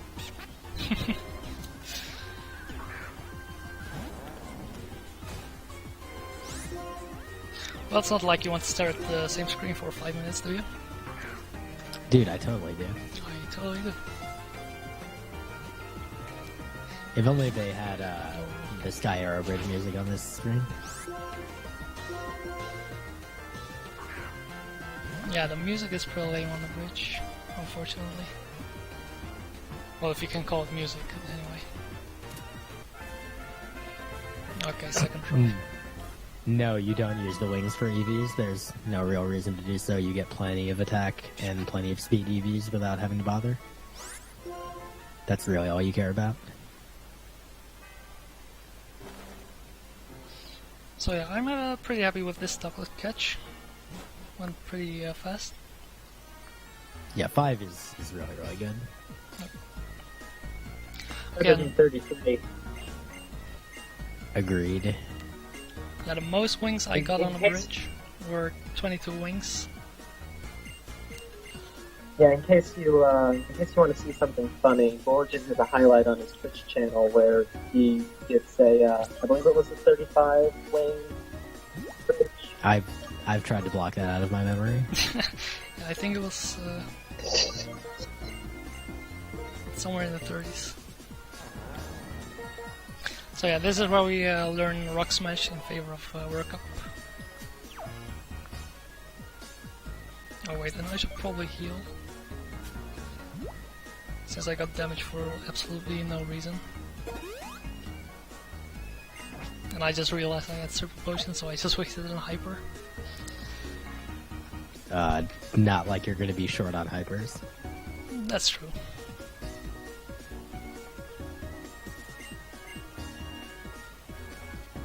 Okay, up next is the cold storage. I guess they kind of meant for it to be a puzzle. But it's pretty linear. There are 2 spinners right here, which they have quite a few Pokemon. I'm just gonna wait for this guy. Oh, now he's just trolling. Okay.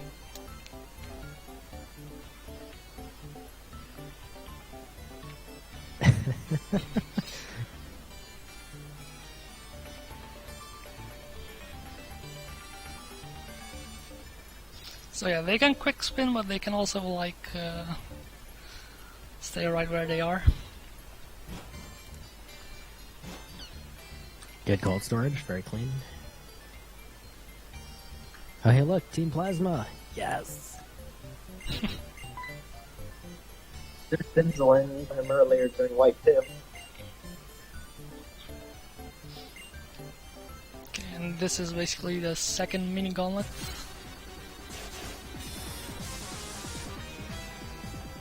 It's nothing more than like sweeping the entire Team Plasma team, I guess.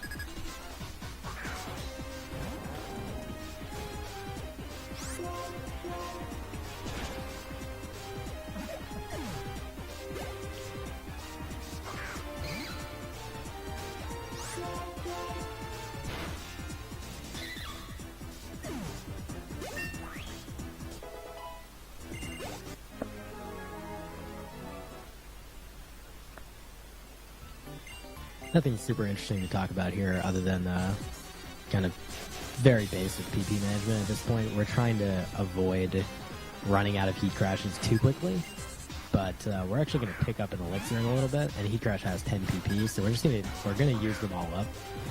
We just want to make sure we have enough for the stuff that we really want them for, which is like watchdogs and things like that. If you weren't here earlier for White 2 and you don't know what heat crash is, it's the Embor line's signature move, and it does more damage the heavier you are compared to the target. So a lot of specific kinds of Pokemon are going to be really vulnerable to it, particularly any bird, Watchdog, Patrat, Sandile, things like that are going to be really vulnerable to heat crash.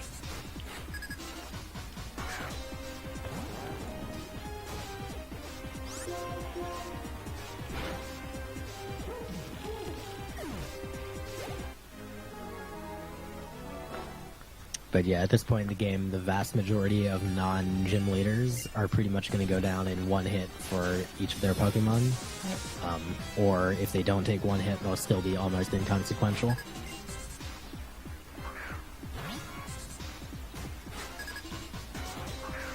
Yeah, and even at this in the game, most of the gym leaders are pretty trivial as is.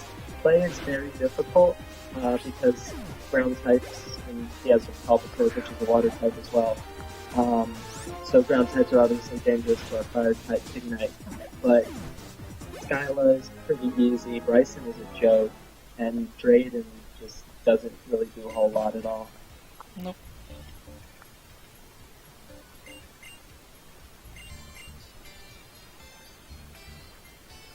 Which really makes this entire kind of section of the game, aside from Clay, makes this whole section really just about kind of good movement, not hitting extra spinners if avoidable, and not dying to anything really stupid. Like, for example, either of the two Palpitoads.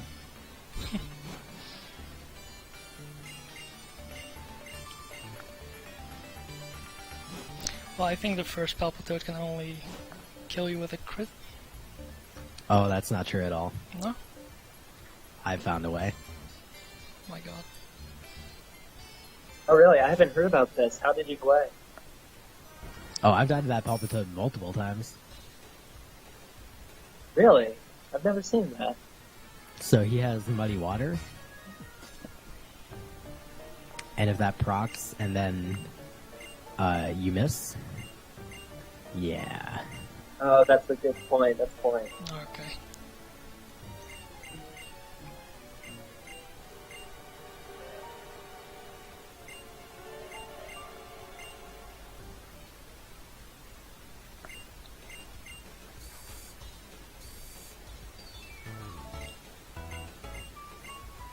But yeah, that's really the only dangerous thing in this gym. It's literally the first Pokemon, and you also can't one-hit him with any of your moves. So usually you just try to like soften him up either with like Return or I think actually you can even do it with Flame Charge, even though it's not very effective. But You know, just like Rock Smash Return or some combo like that, and that'll usually be enough.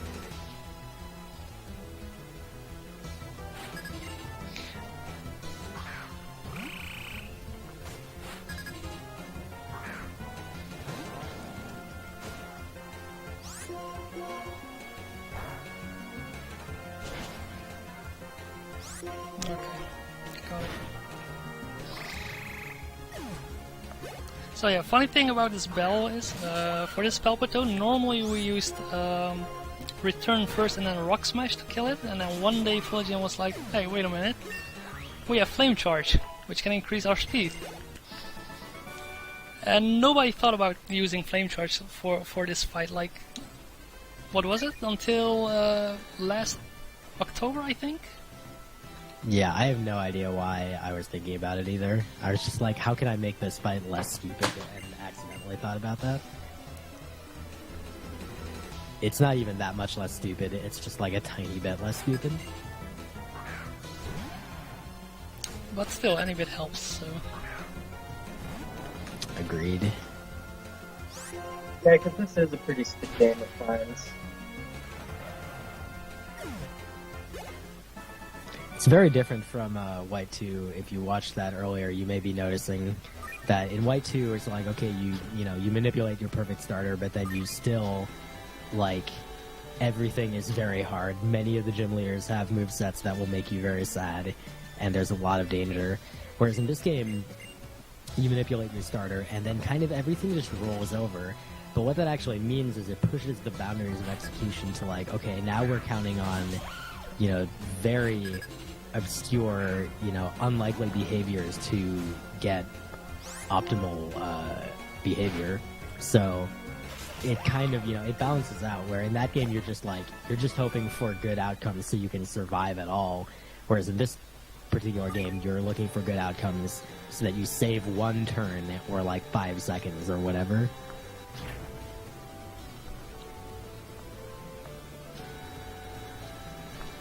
And Clay. Oh, this guy. Play is fun.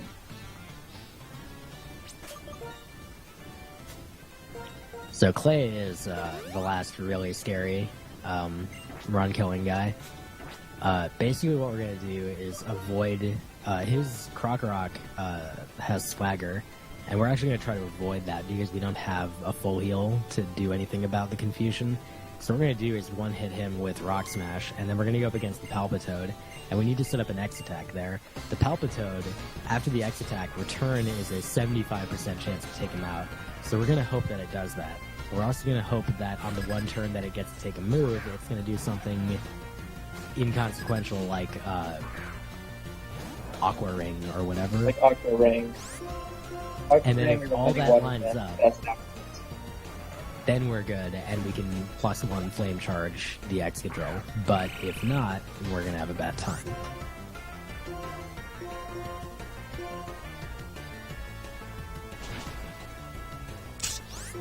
Okay. Oh, that sucks. Wait, did the Muddy Water... No, it doesn't matter, does it? Yeah, I think you're probably dead. Well, I still have Hyper Potion, so... Let's see if I can make it work.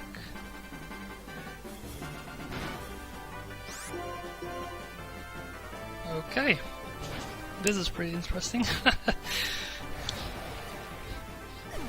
What? Wow. What is that luck, Wow. dude? Oh my gosh.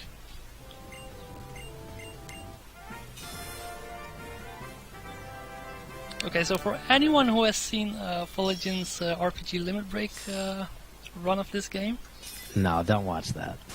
this guy can be a massive troll. Like, even at full health, he can like completely ruin your fight with him. And the fact that he didn't kill me, like, well, that he didn't one-shot me while I was on low health it's quite unbelievable. The frickin' Hone Claws. Oh my god. I hate you.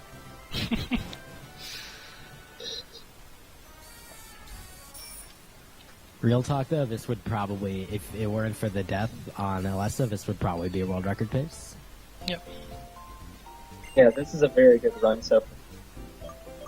And we've reached the point where basically any run that reaches this point, any run that beats play, is going to finish. Like, you could get, like, there's a trainer in Celestial Tower with a Litwick, and you can't damage it at all, and if you hit them, then you die. But, like, you shouldn't be hitting them, so it's not a problem at all.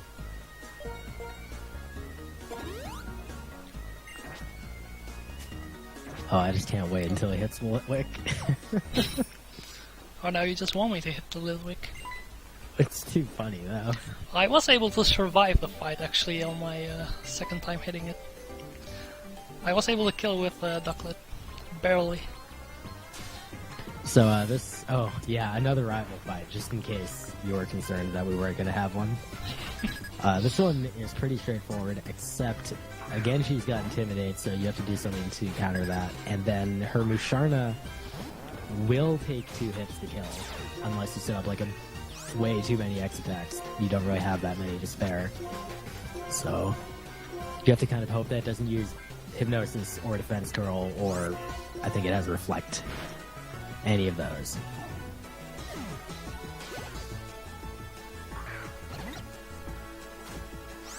I would say actually this is the one case in the entire game where Musharna like actually has a good moveset to just screw you over. Nope.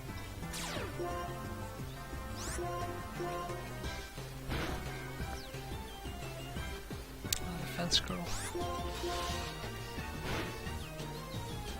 And I got sleep.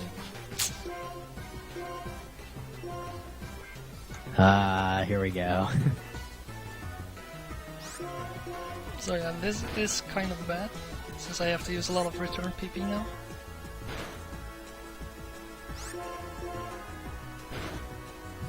Oh, I forgot it has Lucky Chant. That's worthless.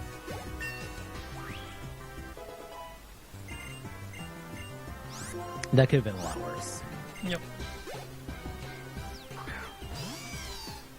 I just have to make sure I don't go under 10 return PP, which I actually have right now.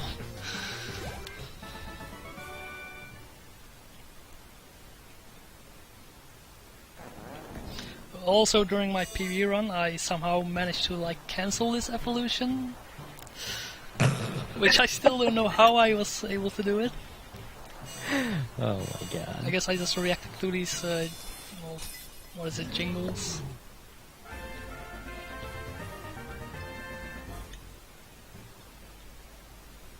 You're not a proper Pokemon speedrunner until you've cancelled an evolution. Yeah, exactly. Agreed.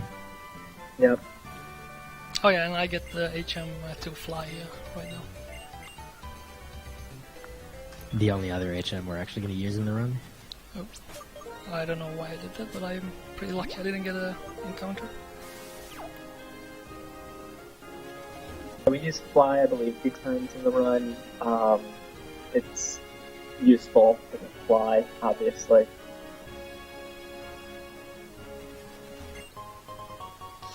Okay, so there are 2 spinners on this route.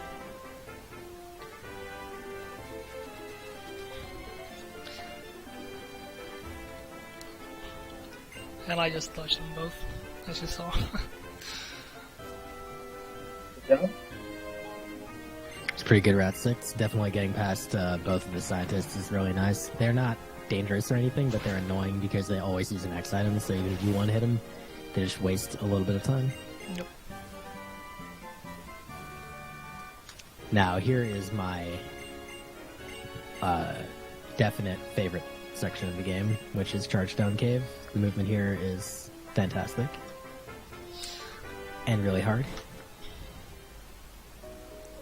Yeah, one of the things Chargestone Cave, interesting, you probably, if you played the games, you know about the moving rocks that you have to push in different directions. If you push it in a direction that you can't actually, like, knock it into a charged rock, then you'll just bonk against it and it wastes a ton of time. So very good movement is especially good here. Saves a ton of time across the run.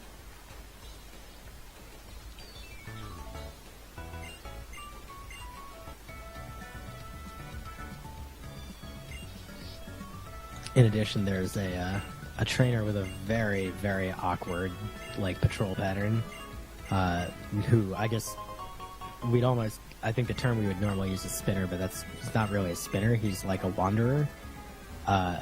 His pattern is really, really awkward, and he's right next to one of those stones that you have to push. So if you're not careful, you will end up stopped on a tile where he will definitely catch you.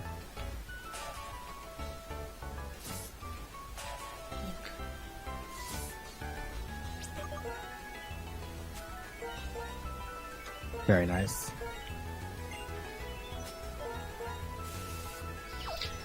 So yeah, I just also got the lucky egg, which I'll be equipping right away.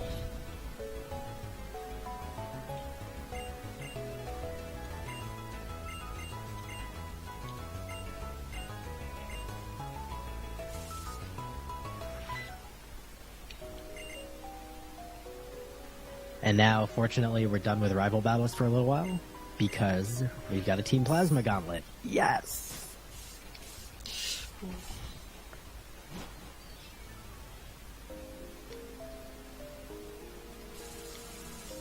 Okay, that was very nice.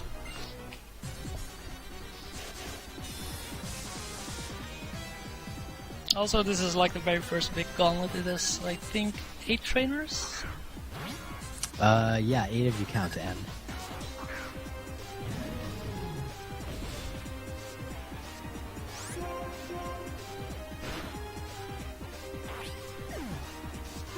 Nothing super interesting to say about this here. Because he got the elixir, he's going to be trying for exactly 10 return PP, which he already has. Exactly 0 heat crash PP at the end of this, and then the numbers on Flame Charge and Rock Smash basically don't matter, other than he doesn't really want to like run out. Yep. But that's about it. Otherwise, everything, including Anne's Pokemon, all go down to 1 hit. Well, except for Boldor. That's Boldor. True, yeah. That's what Rock Smash is for, is literally that Boldor. You know, Village, and if we kept arms until this point in the game, I will stab you.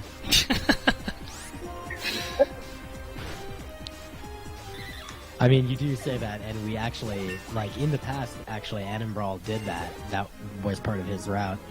And the problem with that is just that at this point, the moves that we want, there's just no way to justify keeping arm thrust this long. Otherwise, we would, because it would be faster, obviously, to keep using it where applicable, rather than having to train Rock Smash and pick up Rock Smash, which is like a total of 18 seconds or something.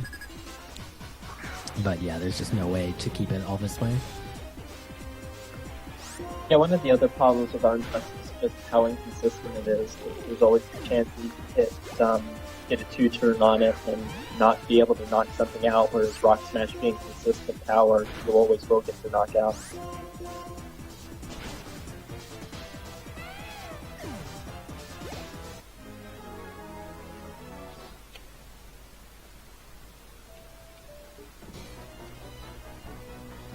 So yeah, since I can't use Return anymore, since I only have 10 left, I have to use Flame Charge or Rock Smash to replace it, and that kind of wastes a little bit of time since I have extra text box I need to skip.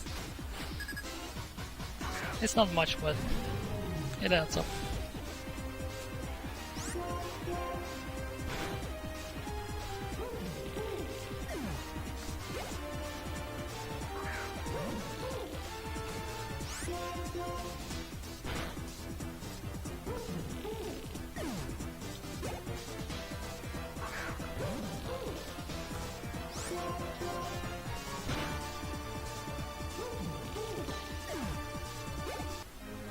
So what is your favourite music track of this game? My personal favorite track of this game is Elder's theme.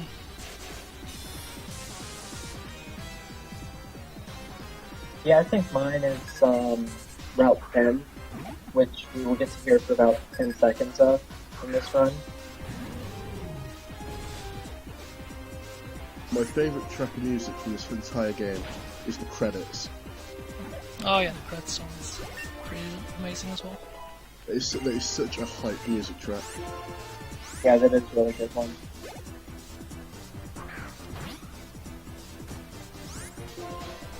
Really, I think this game does the best at having really good music. Like every other generation has some stinkers, but this one, everything is really consistently good. Yeah, I can't think of a single track on this game which I don't enjoy. Well, the only one that I don't really enjoy is the Getsis theme, and that's only because it kind of is like a champion theme in this game, so it's kind of disappointing in that sense, but not a bad theme per se.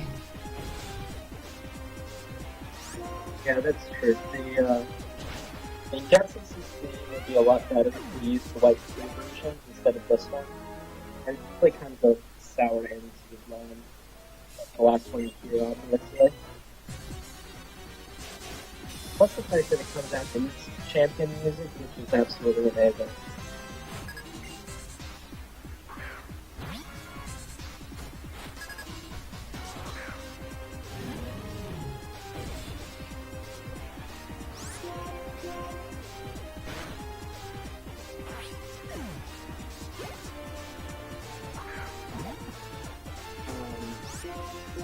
Actually is a glitch that we use in this one. It's a glitches because why? Because we didn't know about it or something. It is actually a glitch from a glitch that we'll be using later on in the game.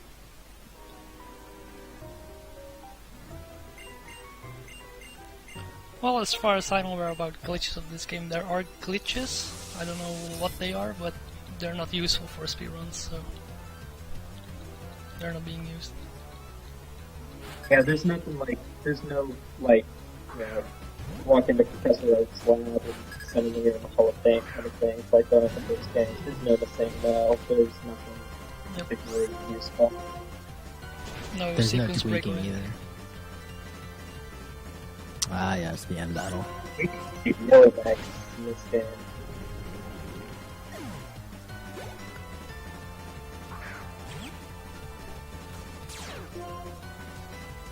Yeah, here's in, by the way.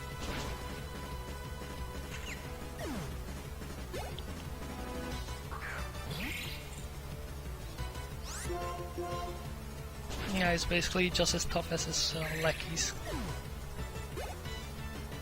which is quite disappointing.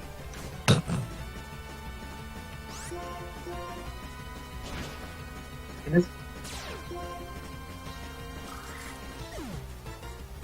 goodbye, because we won't be seeing. Apparently, love for his friends permeates every cell of his being, but unfortunately, skill as a Pokemon trainer does not permeate every cell of his being.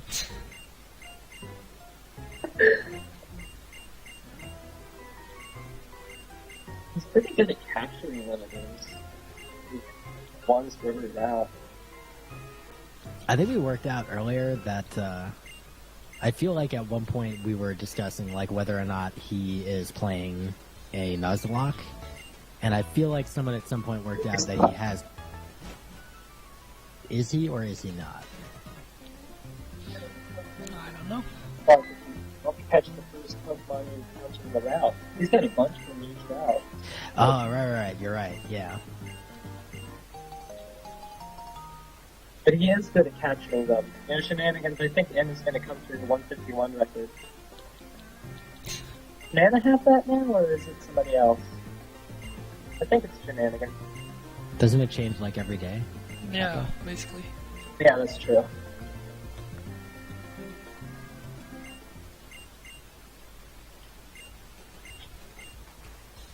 And yes, N is a stunner because he only has one character name.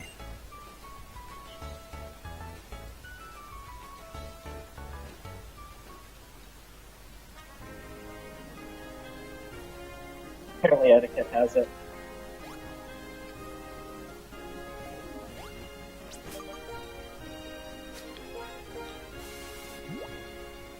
So there, he jumps off the bridge into the grass before using Repel. He also jumped off the bridge into the grass before running out of the grass without even having one up. Because you can't get an encounter on the first tile that you jump off the bridge into the grass. He also takes this opportunity to do kind of all the menuing that he wants to do, including teaching Fly, because he's going to need it at the top of the tower. And so Celestial Tower has some inner's movement. This is basically the only part of the game with trainers who will move for you. What we can do is we can press B, and that will force them to all spin. So ideally, we won't face anybody here. Rio messes up, pressing B, then you will. That shouldn't happen. I think this is also the only game that actually does something like that, where you can control the spinners. I thought places, I thought there were other routes to take this, but the only place we encountered in the run.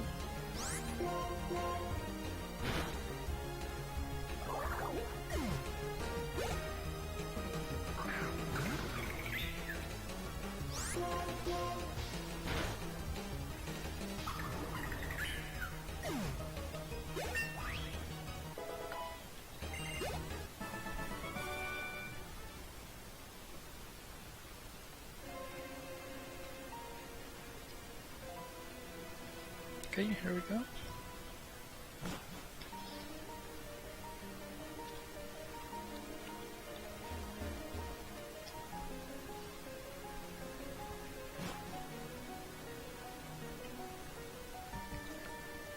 Okay, that went pretty smoothly. Very nice.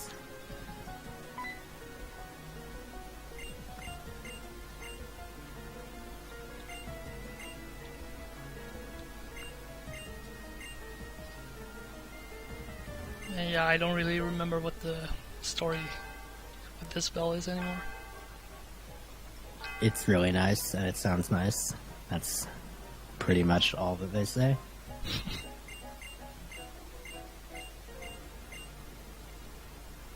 Something about bird Pokemon, I think. I don't really remember.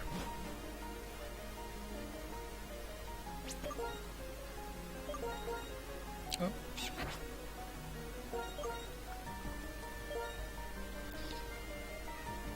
Trying to go a bit too fast there. Your duck looks a little bit timid.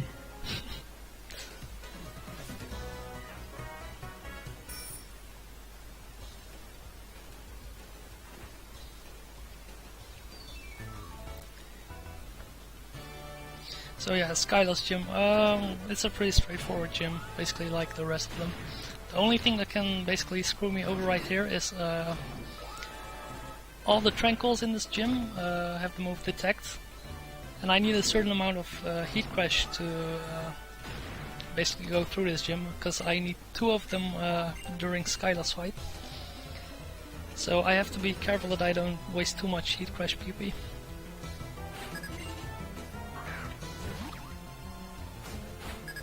And during one of my practice runs, this very Tranquil got 4 detects in a row. Nice, dude. That's incredible. That is actually amazing. Like, what's the chance of like getting the 3rd one, basically? Even that one is pretty I low. think it goes down. It goes down 50% in time, so it's like a 1 in 16. I want to say. I don't think it Or lowers a it. 1 in 8. No, I don't think it compounds that way. I think it's just if you have used it on the last turn, it's 50% chance. So that's still like a 1 in 8 chance to have that actually work. Sure.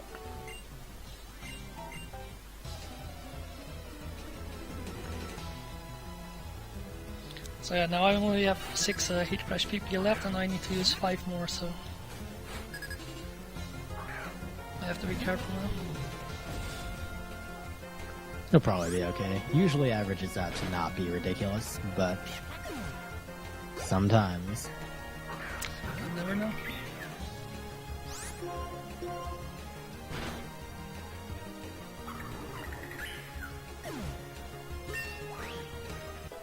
Oh wait, I only have 5 actually. So I can't miss any of them now. Nice. I forgot the one that I use in Celestial Tower.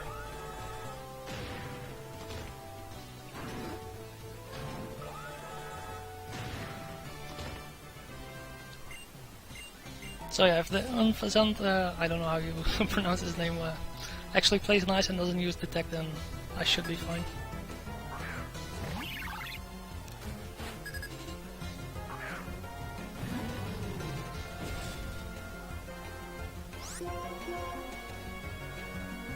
Yeah, I thought so.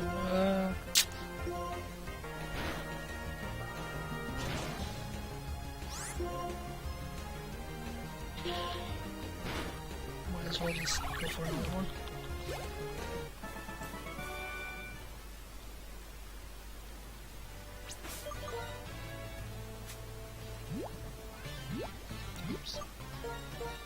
So, some of the other Pokemon in this gym, you can treat the heat crash as optional. That Unpheasant, generally you don't want to have to use something else because you won't actually take him out. And the same for this Swoobat, because he can pretty much kill you instantly with a crit. No, the Swoobat you can return. Can you? Yeah, it's the 2 Swoobats you can, I believe, return both of them. Don't take my word for that, Scala, though. Use Heat Crash on that one.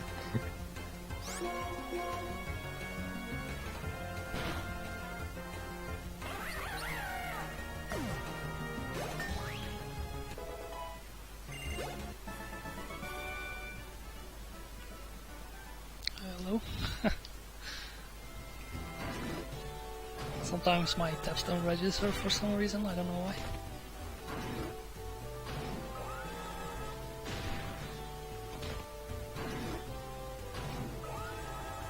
So yeah, Stella is really, really straightforward. The only one of her pokes that will take more than one hit is Swanna, and you can just soften it up with, I think, Flame Charge. Yep. And then a lot of the time it will use Aqua Ring, and then everything is easy. Yeah, I'm just But doing a even if safety it's not, it's save, not a big yeah, just to be cautious, because there's still a slight chance of wiping here. Yeah, the Unpheasant can still the Swoobat can still totally kill you. Yep. If you get unlucky.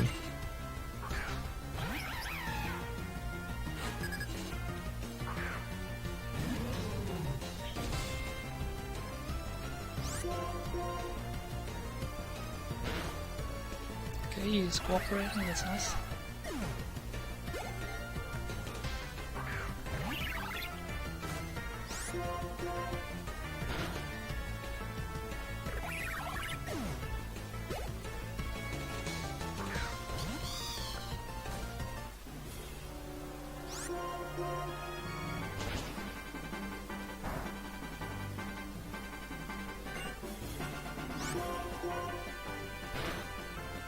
Okay, got him. But Good fight. And now we replace Flame Charge with Flamethrower. still on Rip Flame Flame Charge Charge. as well.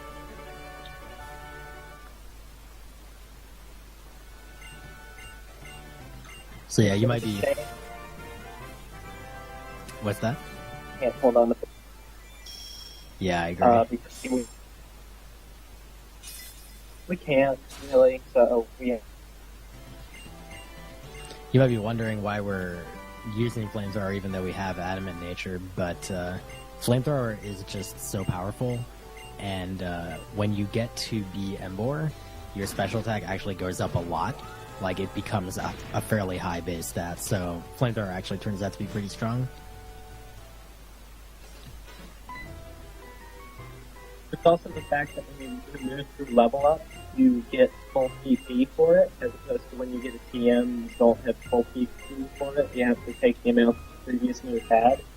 So the fact that we get all of Flamethrower PP is really nice.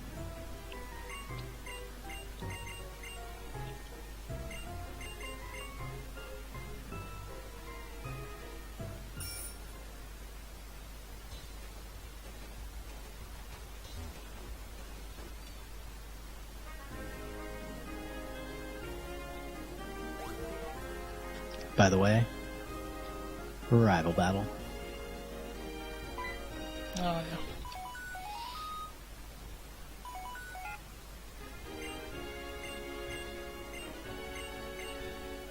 And I And yeah, forgot we're to at hop on my bike, by the way.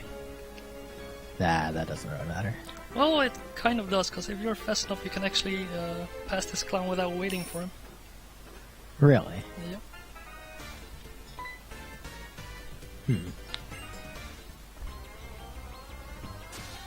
So yeah, we're at the point where rival battles are totally, completely irrelevant.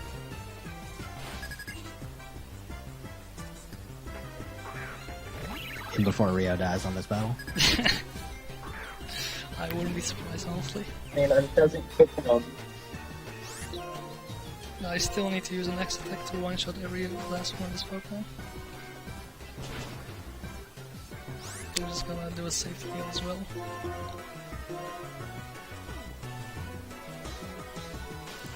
Well, how many rival fights are there in this game? 17, counting N. There are 104, I believe, total battles in the game.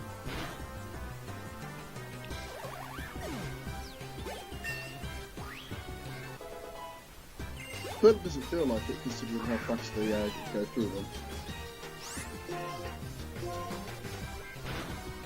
Yeah, it's actually interesting. This run, in a lot of ways, feels a little slower paced than Black and White 2, but actually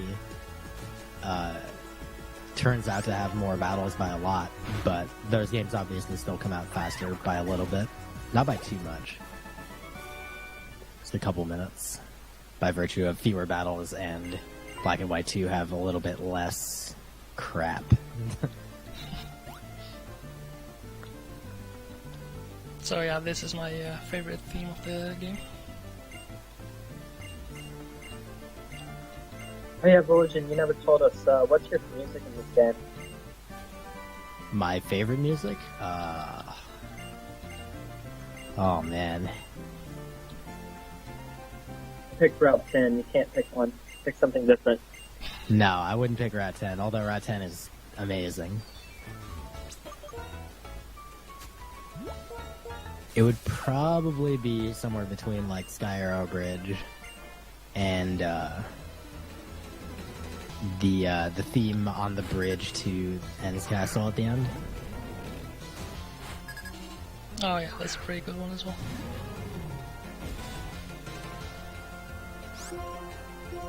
It's also in White 2, I think. I think I heard it during Garfield's run. Yeah, for like a very brief time.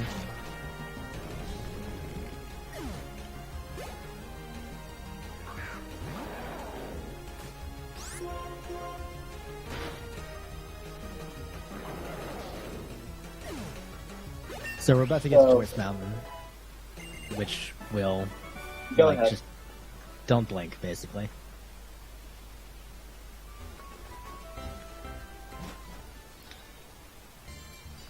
Yeah, we're gonna pick up a rare candy and then we're gonna leave. We're not gonna fight anybody except for Charon and this one hiker. And yeah, it takes 15 seconds. Alright? If it wasn't winter, it would take several minutes. This is pretty much the entire reason for it being winter.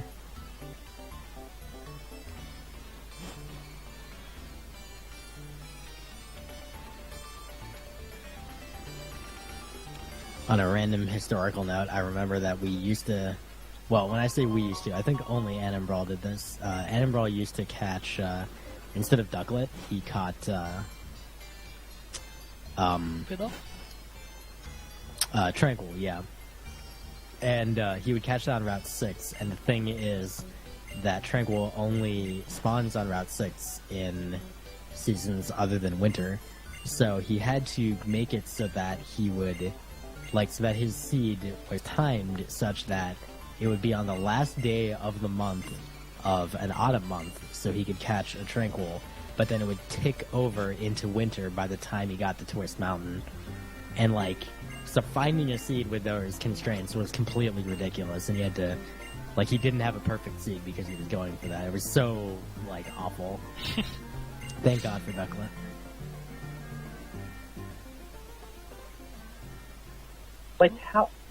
How would he not have thought about Ducklet? He just not realized it was there or something? I don't know. I don't even remember why I thought of it. I think I was just looking around randomly at like Pokemon that were on different routes, and stumbled on Ducklet, and I was like, oh, I didn't know anything, so I was like, oh, I wonder if this can learn fly. Oh, it can because it's a bird.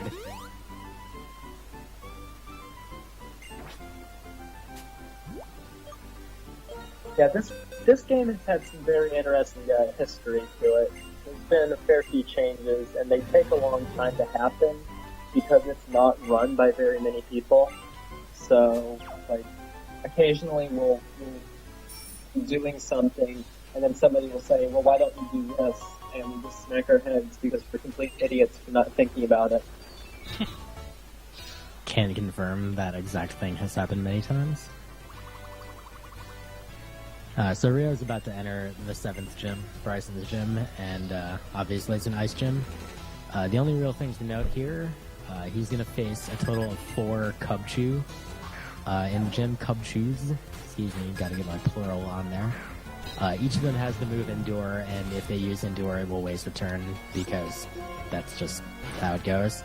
On average, you'll get 2 over the course of the gym. Hopefully he'll get fewer. Possibly he'll get more. Looks like he got past the first one with that one. And also, nice. So that's 2 down out of 4. There's also a Cryogonal in. There's also a Cryogonal in here, and they can. So if you want to see another funny highlight, you can go to Warby's Twitch channel and find where he gets frozen by the Cryogonal. I believe that happened twice, actually. Did you highlight both of them? Twice even. I only highlighted the one where I was frozen for like 14 turns, and that is the one that prompted me to add full heals to the route. Oh my god. But yeah, the highlight's called I is Frozen Solid. You can find it on my channel somewhere. But yeah, the other thing to notice in this gym is that he's actually going to do a glitch. Oh my god. So that will be coming up after a couple more trainers. He's going to clip through a rock, and that's going to allow him to skip a trainer. Well, that's not really a glitch, is it? It's not enough of one for any of us to care. Yeah. It says any percent glitchless, so it's obviously not a glitch. Yeah. That seems like pretty flawless logic to me. I agree. I mean, unless you want to change the stream layout right now and make it be glitched percent. You want to get kicked from this call? Please no. I promise I'll behave. Okay, so the last Cubchoo coming up.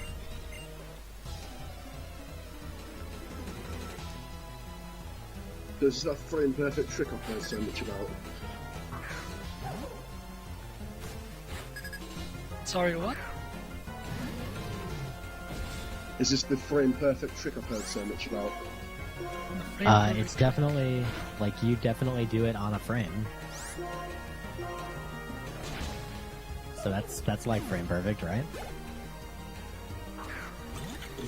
I suppose. Exact definition. Alright, so 1 Endure out of 4. That's really pretty good.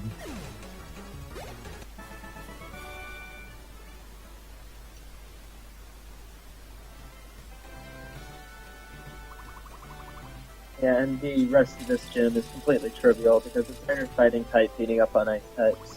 It's not interesting. Even the gym leader is a total pushover. You don't even need to use X items. Yep. Like, you don't even have to heal, basically. And then right after this gym, we're gonna head straight into the most epic of epic plasma gauntlets. It's actually so good because there's 2 of them back to back. Oh my god. It's like almost 20 battles back to back. Just thinking about how much you're looking forward to it, huh, Rhea? Yeah. Can't wait.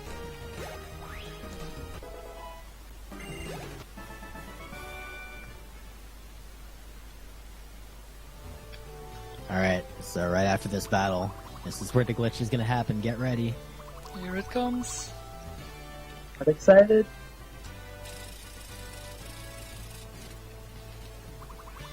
Nailed it. Literally frame perfect.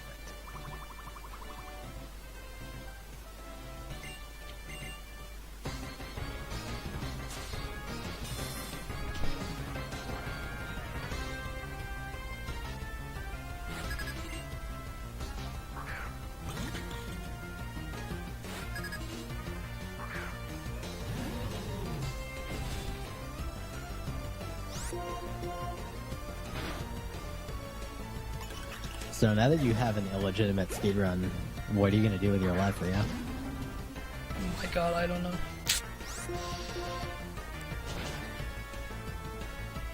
I'm actually thinking about like running this game again, but it's mostly the weather currently that's holding me back, because it's like insanely warm. It's in the middle of the night right now, and I'm still like sweating insanely, like my palms are all sweaty.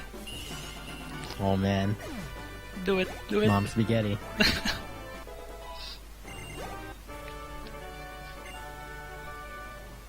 You should just find a different seed for your weather.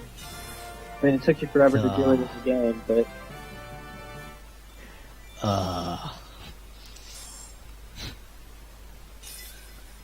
I'm seeing some questions in chat, so I'll just give a quick explanation about the quote-unquote glitch.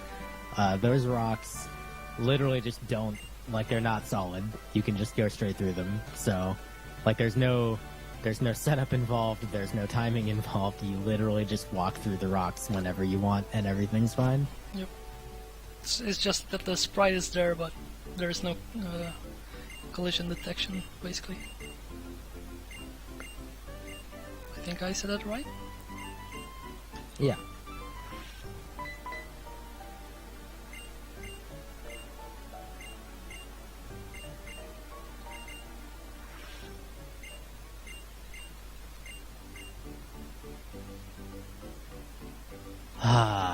This is the best part of the game right here. Yep. So Dragon Spiral Tower has 9 trainers with a total of 14 Pokemon across them all. And right after that, we're going to go to the Relic Castle in Route 4, and that's going to have another 7 trainers with a total of 14 Pokemon across them all. And then we're going to come back to Castelia City. We're going to go east, run into Bianca, fight her, and then we're going to go to Drayden's gym, and he's going to have another 8 trainers with, I don't even know how many Pokemon, too many, and then the gym leader finally, and then we'll actually be off to do fun stuff again. So, man, I think it's pyramid time in chat. Oh well, they might as well. Well, you forgot to mention the most important movement in the game. For Bianca. The cutscene, oh man. Or not cutscene, but the dialogue. Which one? All of it. So much. Oh my god.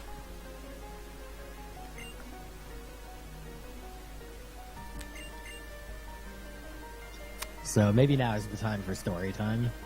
Yep. About the history of this game, speedrunning wise.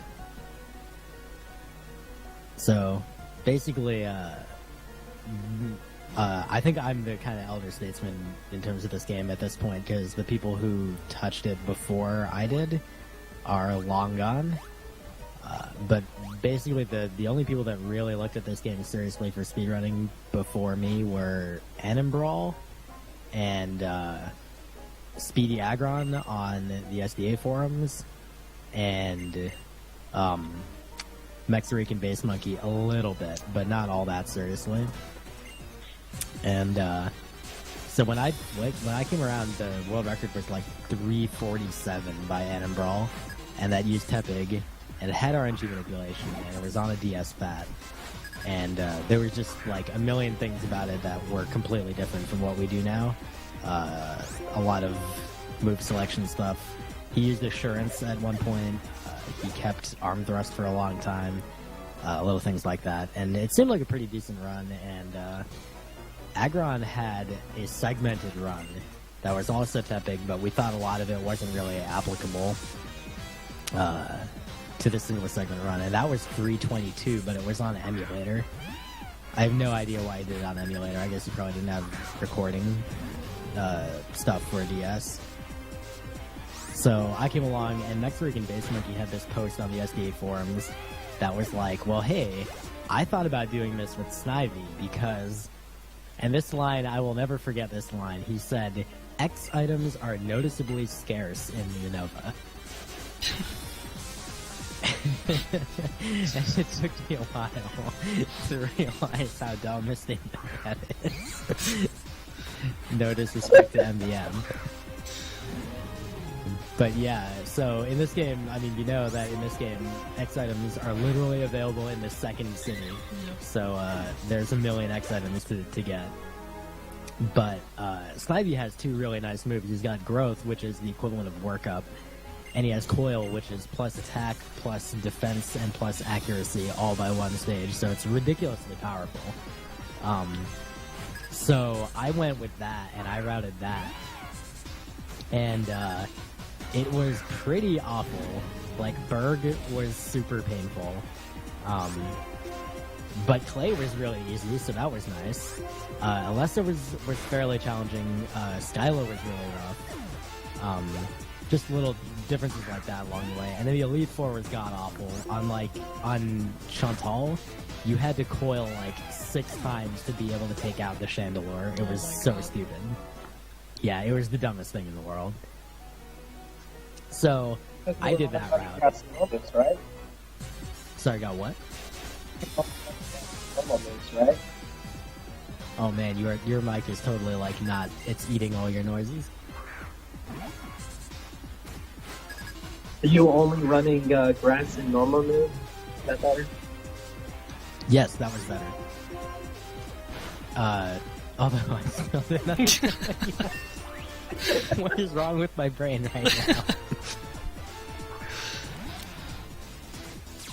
What moveset were you using? It was, oh yeah, I mean, sorry. It was still pretty much, like, it was basically the same as what we're doing with Tepig. It was like return, and then, actually for a while it was slam. And then after that it was strength before, I think I added return. It wasn't really considered before that. And then Leaf Blade, there was a lot of, Leaf Tornado as well, I think. And, otherwise it was pretty lol.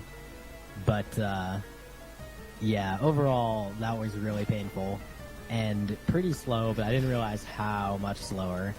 And eventually I grinded that for a while, and eventually I actually did beat Annambrawl's time, and I got a 344. And that was kind of, by that point it was RIP Annambrawl, and I was the only person running the game, or even routing it seriously at all. There was a guy by the name of Melee Ace 1138? No, something, 1378, there we go. And he hung around a lot and did a lot of help routing as well. But it was pretty much just me, like, actually running it. So, after I got the 344, I was like, well, why don't I just try Tepig? I want to see what that's like. And, I also did a lot of, like, I wrote scripts to do, like, more easy routing. Because we're doing RNG manipulation, so we know our exact stats, which means we can just make a calculator that determines the amount of damage we'll do. So I made that, and then started using it. It was really, really basic. You have to, like, enter the stats manually of your thing and the target thing, and then it would calculate the damage range. So, but that still made it a lot faster to do routing compared to just, like, testing things in emulator. So I made a Tepig route that was largely based on Annambrawl stuff, and also incorporated some stuff from Speedy Aggron, and, like, almost as soon as I did runs with that, I got, like, a 340. And then some more people started getting involved, mostly just consulting. I think that might have been around the time that, man, I'm trying to think. That was around the time that I started looking at White 2. So I started learning a lot of things from White 2 to incorporate into Black 1. And the end result was it just kept improving bit by bit by bit. And eventually got down to 330. And then later on, that was when I think you guys came around, right? Yep. Yeah, that's about it. So there have been a huge number of changes. Like, even since then, we had Money Height Mike, was really the champion of making only one trip to the X item store. So he kind of came up with the original way to do that, and then we weren't still like fully happy with how that worked, so it took a little bit to incorporate that with the route. I shouldn't call it my route, because at this point the route that is generally used is like, it comes from me, but has all these other people's contributions and stuff, like a huge number of contributions. Some of the strats for things came from people like Sinstar and Garfield, who don't even run the game, but kind of like came up with ideas for Black and White 2, and that helped out with Black and White 1. And I know I've talked with both of you two a lot about strategies for different things, including like how to keep moves into the later game and so on and so forth.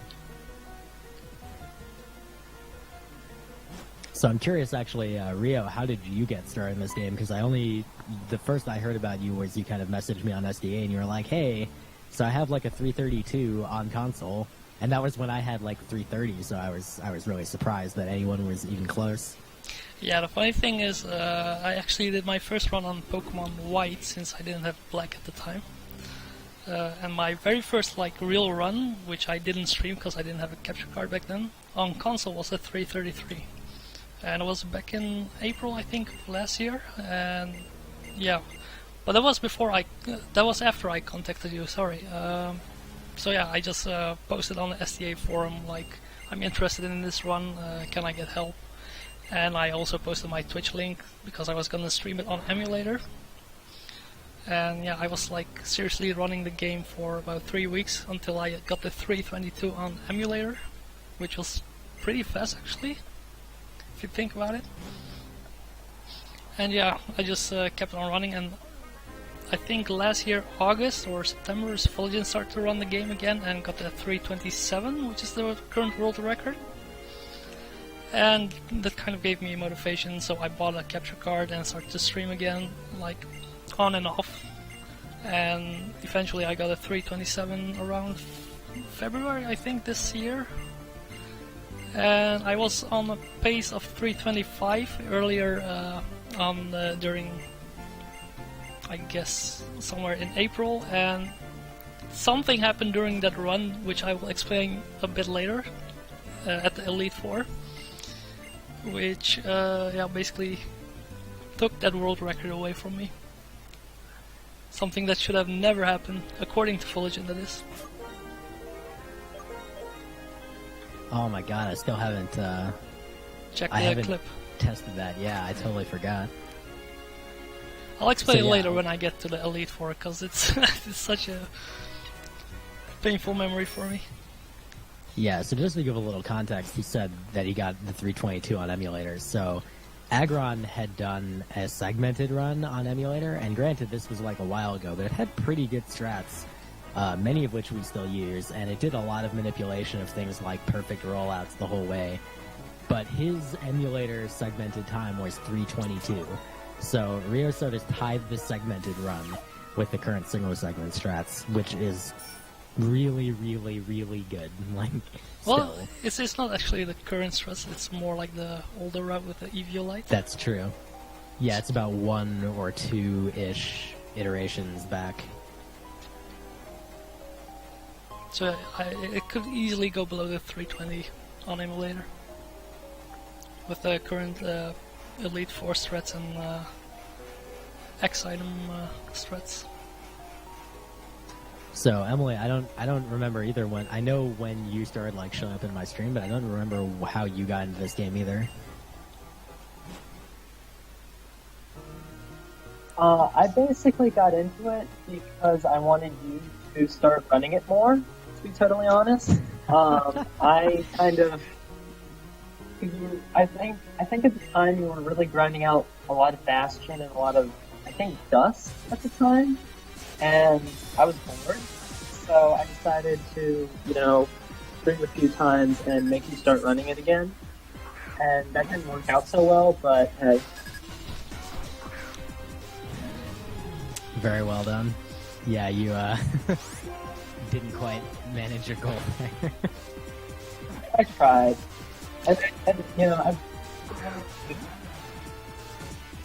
And by the way, I just noticed that I forgot to use the max Sorry, Donna. elixir. Oh man. Luckily I have enough PP, so it's okay.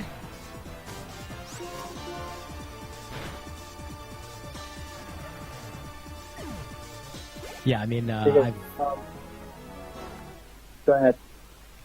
I've put like a huge amount of time into this game. I mean, like, probably almost as much time as I put into Bastion, which is over 1,000 hours. Mostly just spent working on routes and stuff. And there's, like, it's really impressive how much, you know, you'd think like, oh, you know, you've got perfect stats so you can just steamroll everything. But it's really impressive how much depth there's been to the routing. Like, the clay fight has been through 2 or 3 different iterations of strats. The end fight before Alessa in Nimbasa City has been through like 4 different strats. Ditto the end fight before Nakreen Gym. Like, all these fights that are really vital have gone through multiple reroutes, and all for just very minor, you know, differences in ways to get more time and less bullshit from them. And in some cases we haven't been fully successful, but we've made huge strides. Yeah, in general, this game, we sometimes have oh duh moments where we have an obvious time save that none of us just saw ever. But for the most part, because we're able to one-hit almost everything, this is usually optimized. I think the most recent major change that we thought about making ever was doing Lilliput for a little bit. But Oh my god. Yeah. the problem is ending the entire game so easily in the late game that it wasn't worth it at all. I think the only chance Lilliput had was that we could use Lilliput, and then we went and had to battle a second trainer in the video, it's a monkey. But that just didn't end up working out. Yeah, exactly. Like, the amounts of time we're talking about saving at this point. Lillipup would need to, like, one-hit literally every Pokemon beyond a certain point, and the likelihood of that is pretty slim. Yeah, I know So that we're Money Hype Mike was routing Lilliput route, but I don't know if anyone Yeah. else like even tried it. No. I looked at it like a little bit for like a week. You know, I hacked in a theoretically perfect Lilliput onto an emulator and I tried out some stuff, and it worked okay, but it just wasn't comparable to Tempest. I should mention Dio Generate, who may or may not be in the channel. He at one point was working on an Archeops run, which would have been totally god-awful because of the defeatist ability. But he was trying to see if that would have worked out, and unfortunately, no, it did not.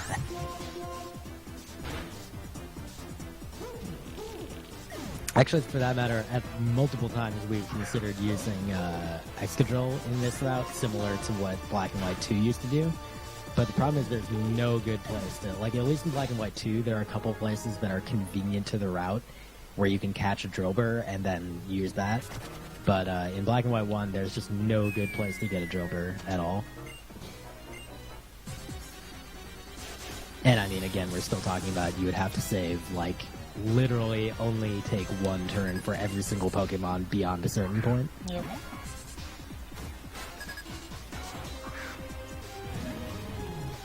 Yeah, plus There are I the little think Airhead doesn't want to get in this game. Excadrill, which is a huge important one for it in White 4. Yeah.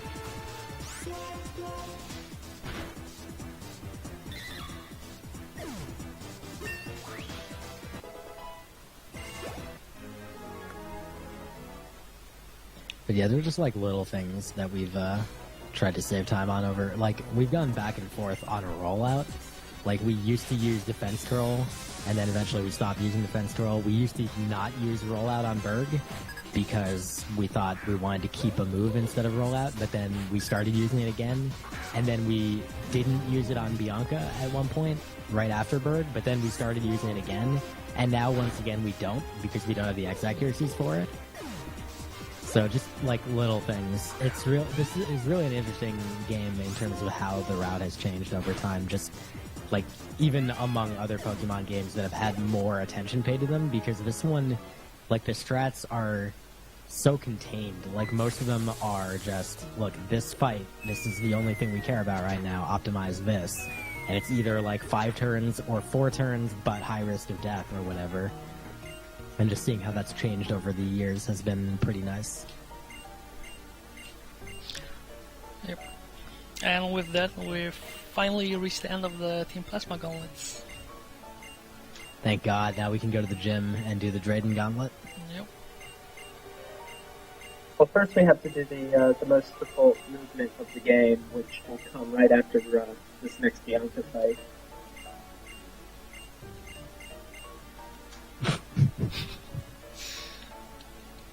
You seem to be laughing. Would you mind me? No, sorry, I was sniffling. Yeah, that's what it was.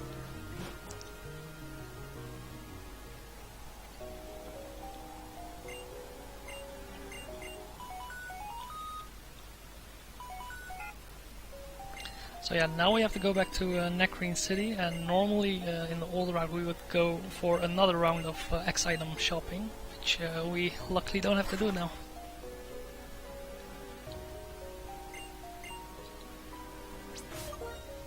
And I think it saves around 30 seconds? No, not No? even close. Not even close? It was 20 seconds to skip the shop, I believe, and you lose a bunch of that by picking up the XP that you picked up. Oh yeah, right, yeah. So it ends up almost being a wash, not like a total wash, just like it doesn't save as much time as you might think, but it's still a time save.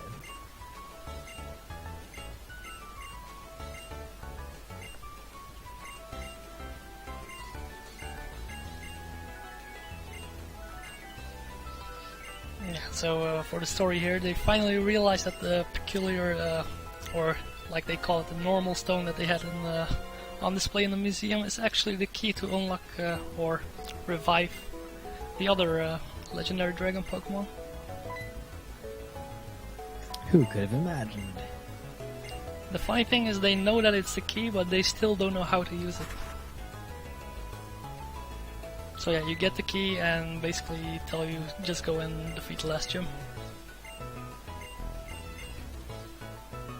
So, I think this game is really well translated in general, but I think this is the part that really doesn't make sense in English compared to Japanese, where they're like, oh, we've got them, huh? Like, yeah, we've got those two.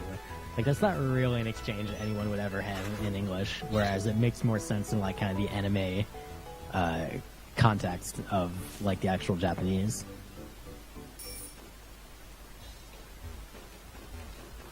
Oh god.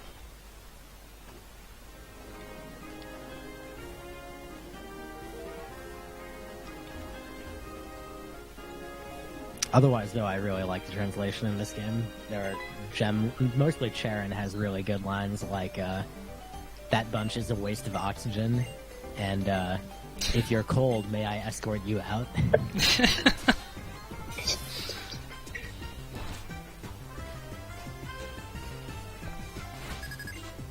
I mean, from a story perspective, the game was actually more on the mature side with its storytelling compared to like Gen 1, 2, 3. No, it's Yeah, they I think really tried to improve the story on this compared to the previous games, where the previous ones were usually just, it was literally nothing but beat the elite, or beat the 8 gym leaders, beat the elite 4, save the world.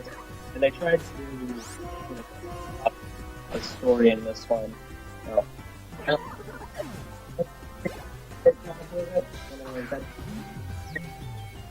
You're getting totally wrecked by noise gate on your mic. yeah. Maybe you should enable push to talk. I do have push to talk. Oh, that's weird.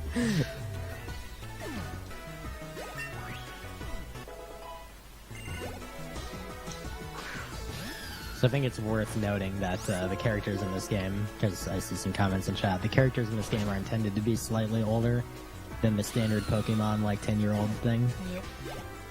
It's not really specified how much older, but probably somewhere in, like, the 14 to 16 range.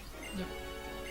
And I'm not sure if they kept that for Black and White too. I think they did.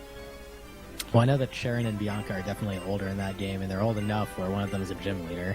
Although, of course, that doesn't really... I mean, Bugsy exists. And I'm not sure how old Whitney is in Gold and Silver.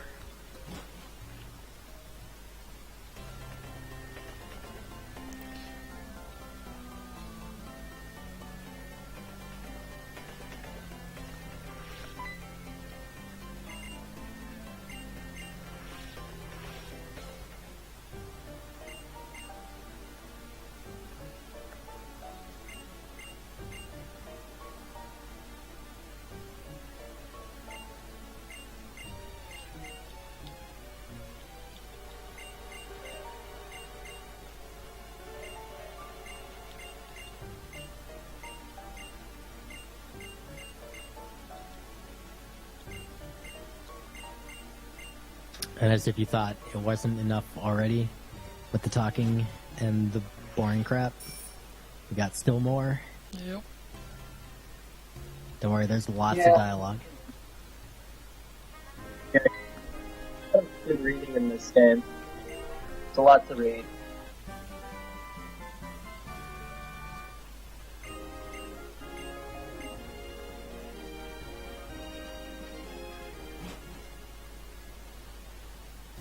Alright, most difficult movement in the game.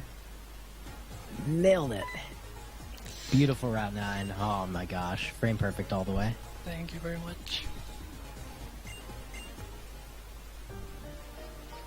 So yeah, about the talking, I think, well, at least in my opinion, they kind of messed up on it. Like, it's one part is like all talk, like the first 30 minutes of the game. It's all Team Plasma ramblings and story-related stuff, and then the next part is only trainer battles with like no variety in what kind of battle, like what kind of Pokemon you battle.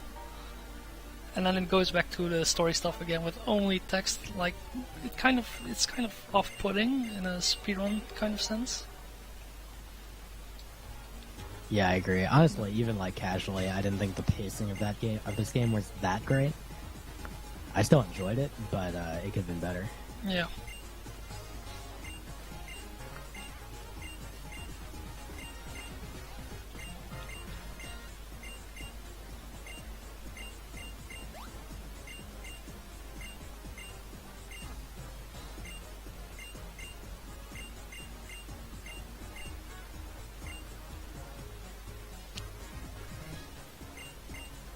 So I just saw that Sinstar tweeted that he might or might not have found a potential time save for White 2 based on some of our chat about Black. Oh, that's pretty interesting. That's really one of my favorite things about the two games, is that because they're so similar yet still different, like we've had this interchange of strategies where, like, you know, Sinstar and Garfield would come up with some stuff for White 2, and then I would look and be like, wait a second, we can totally do that in Black as well, just in a slightly different way. So you're going to see that at the Elite Four, actually, where our Chantal strats are now basically the same in both games.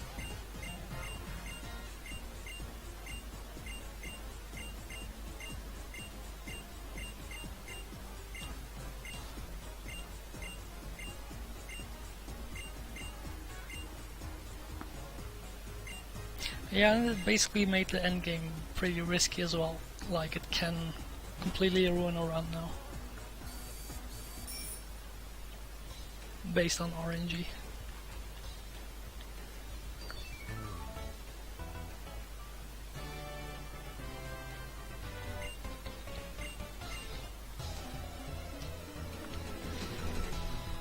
So yeah, the 8th gym, Dragon type gym. Still the same story as all the others, just waltz through it. Defeat the gym leader.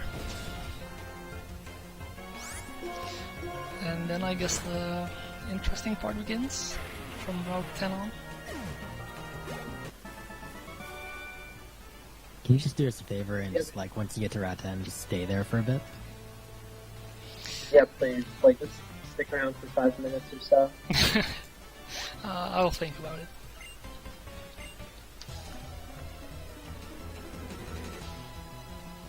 There actually are a few problem trainers in this gym. Most of the Druddigans will not die to one hit, so you're going to have to take some damage from them, and that can be a problem at times.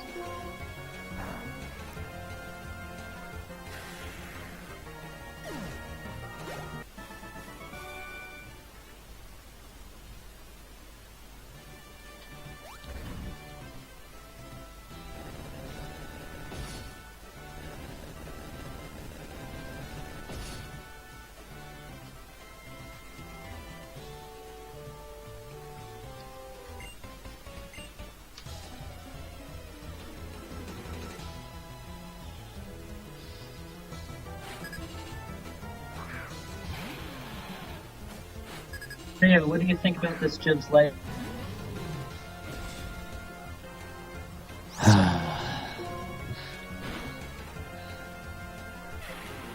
What was the question? How much do you hate the gym? How much do I hate the gym? Well, normally I would say like it's a pretty relaxing gym, you know, if there was something pretty stressful before it, but after all those gauntlets, it's like just an extension of it, basically. So yeah. I mean, the puzzle is like not challenging at all.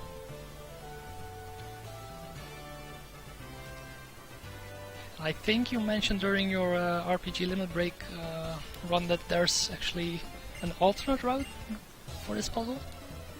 Yeah, this is one of those random things that you just sometimes stumble upon on YouTube.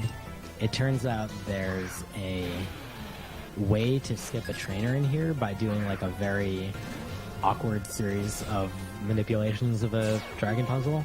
So you can like bypass one entirely, but it actually requires like backtracking out of the gym and wastes a crap load of time. So there's no reason whatsoever to do it in a speed run. Okay. But it's interesting to know that it's possible.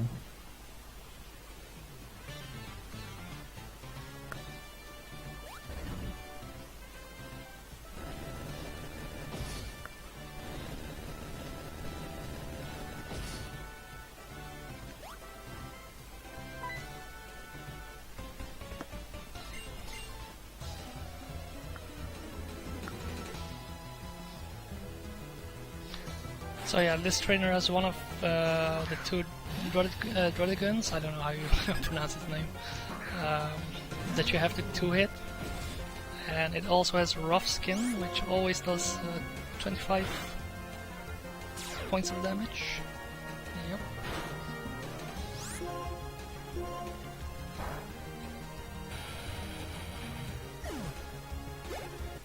And I don't think I have to heal for the second one.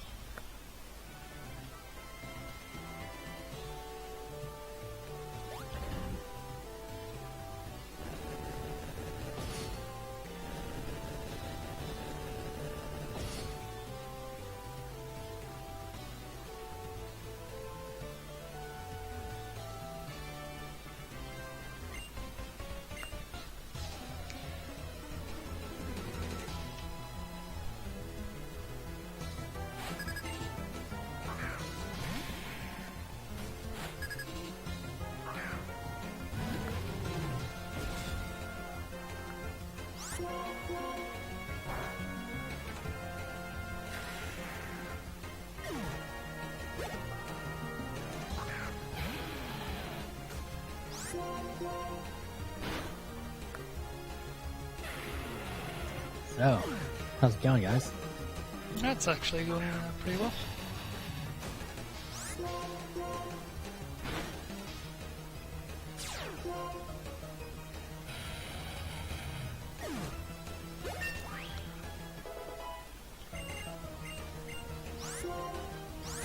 Another useless move, Roar. Level 55, which I kind of find weird.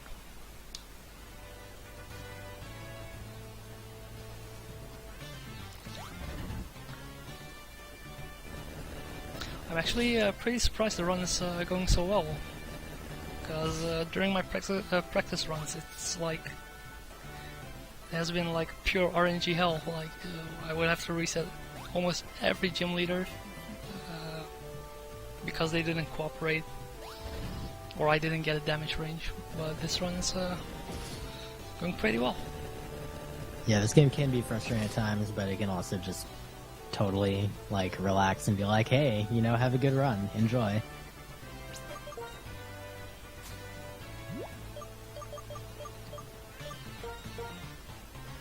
What are the biggest threats to this run? Sorry, what was that? The biggest threats for this one. Oh my god, every gym leader up until, well, up through Clay, pretty much. Most of the end battles, well, no, not really, just Nikreen N and Nimbasa N are really the scary ones. Charon on Route 4. Charon on Route 3. Those are probably the main ones. Like, I mean, I said every gym leader through Clay. Berg isn't a huge deal, but he's a little bit scary sometimes. Yeah, it's. I mean, if he procs the poison and you're in the middle of a rollout, he Yeah, that's usually the gets main you. thing. Or if you get screeched on the first Pokemon and you get a crit on Lifani. But yeah, otherwise, you know, most of the normal battles are pretty reasonable. It's the million rival battles, and most of the gym leaders tend to be somewhat scary. But everything after Clay is basically like massage level. Yep. Like the only thing that or the only trainer where I use the safety save is Skyline. That's just being extra cautious, that's all. And that's the last place I use the safety save. Yeah, I mean, there's always the possibility that some random gym leader crits you or something, and that can just happen. I mean, even Drayden could decide to Dragon Claw you on turn 1 and crit. I'm not even sure that would kill you, but it would still be really annoying. Yeah.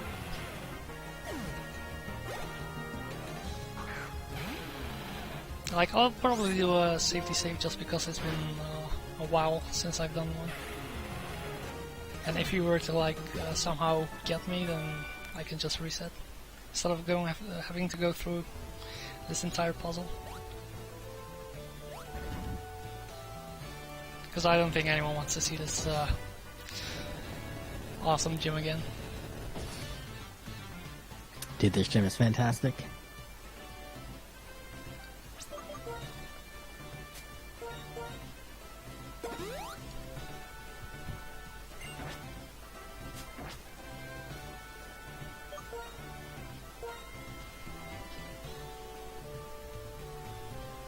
Are there any like spinners along the way that, if you hit them, can give you a really hard time? No, not really. No, they're basically just a time waste. Like defeating the Pokemon is really easy, but some of them have like 3 or more Pokemon, and that's basically the only real negative side of it. Well, there is that one scene for jealousy.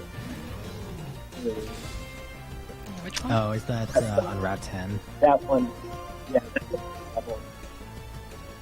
Yeah, that one's... Yeah, it's not like a real pain, it's just annoying.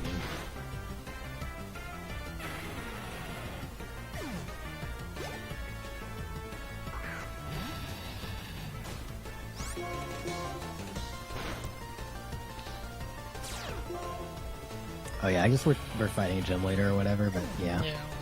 real pushover. It's easy.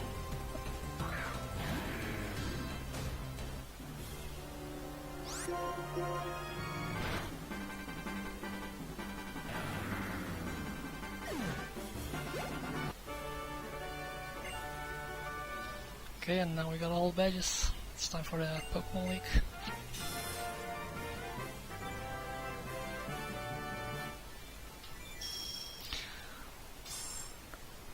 I think we only have like 30 minutes left, so Making pretty good time. Yeah, this has been very...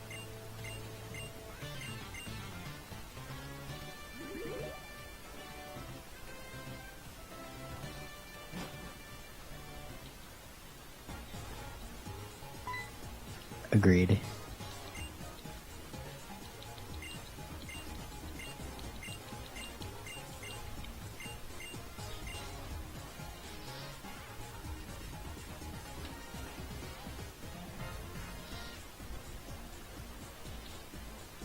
And yeah, Professor Juniper is just showing us how to get to the Pokemon League, as if we couldn't find a way ourselves. And giving us the Master Ball. And giving us a Master Ball, which is always nice.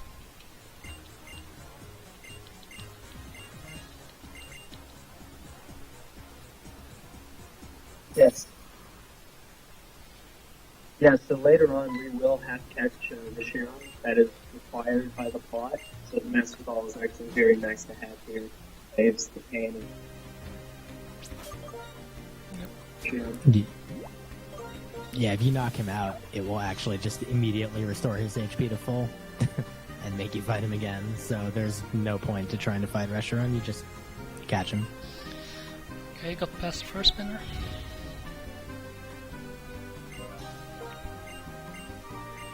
Alright, so this is the last non-N rival battle in the game, and then we got the last 3 spinners coming up, 2 of them right here, and then one's on Victory Road.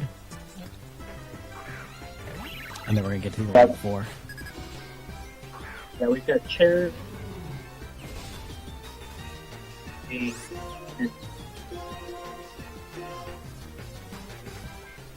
this is the home stretch. We are on the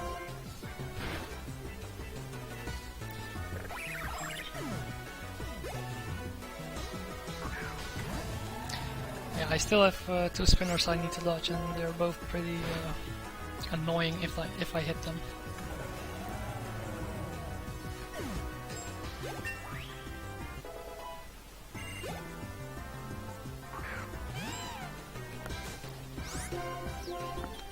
Also, this will be the final heal of the run. Sharon will give for free right after this fight.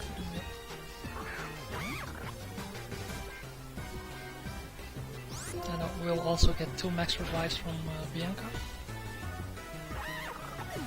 Which ideally will be irrelevant, but well, actually, I think no, we have to use a them for strat. Chantal. Yeah, we have a strat that may result in needing to have one. Okay, so this is the scary part with the Jellicent spinner.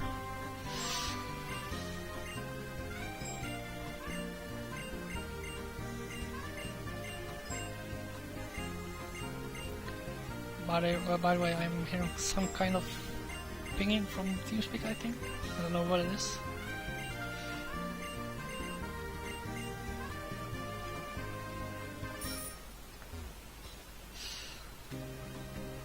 I'll wait for this one.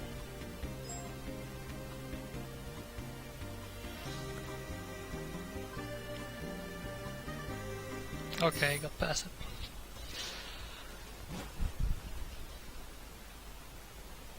Alright, very nice.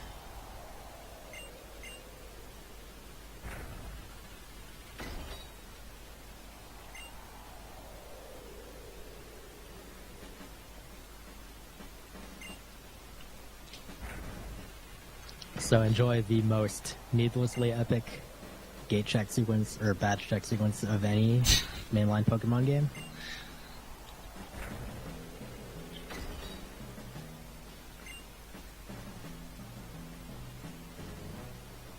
This actually is like my favorite batch check ever. The way that it builds up the Victory Road music, one instrument at a time, is really, really cool. Yep.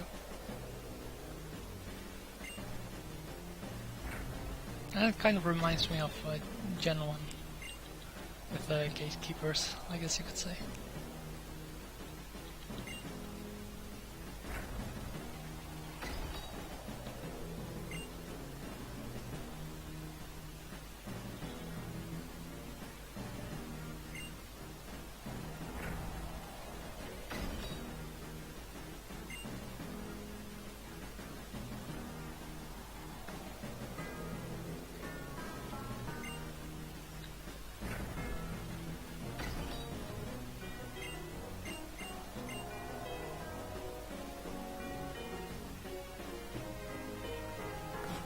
Okay, Victory Road.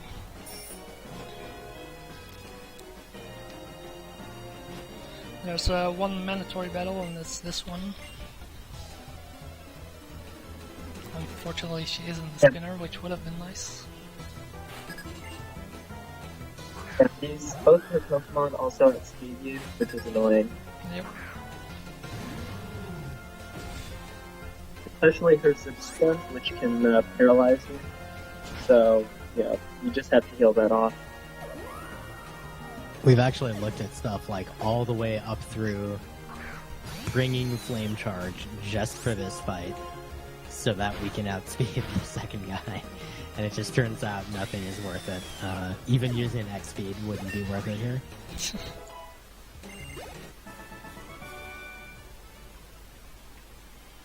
Fortunately, he didn't get paralyzed, so that's nice. It saves having to heal that. And here I'll be using the rare candies which I've been collecting throughout the run.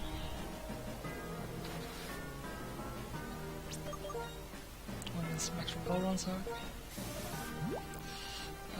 Gotta heal.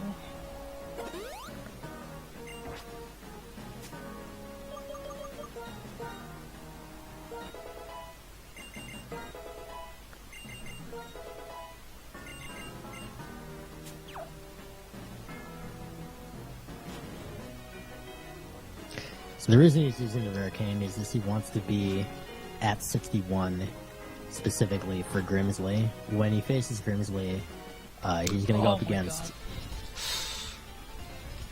Oh, did you get hit? Oh. Yeah, I made a mistake, unfortunately. Yeah, this is the last spinner in the run, but he's pretty hard to dodge. In any case, when he goes up against the Scrafty, it has...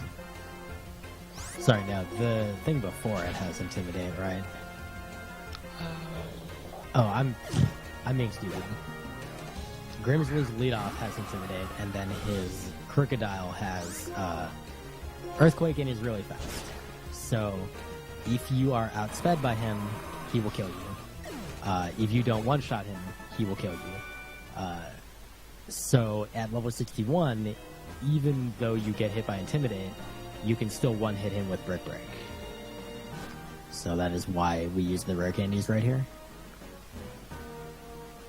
Oops.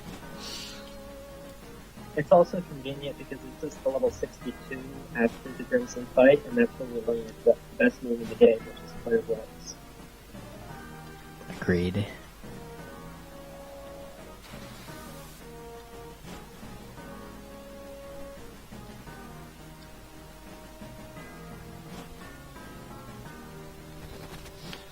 Yeah, now it's time for the Pokemon League.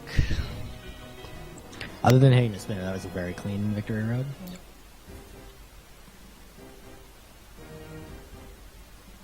I'm actually kind of worried about my experience right now for the Grimsley fight. Because I'm probably gonna have to replace Flamethrower pretty early now. That's fine. You can just use anything else. It doesn't matter. Yeah, you can just break the last, so it won't be that big of a deal. Oh no, wait, we replace Return now instead of Flamethrower. My bad. Oh yeah, duh. My bad. Yeah. What were these used to put in, like, 6 months ago, I want to say?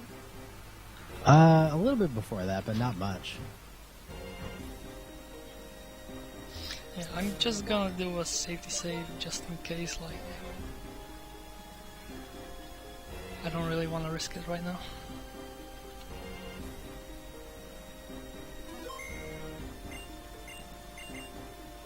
Even though this is like basically the most easy setup in the entire game.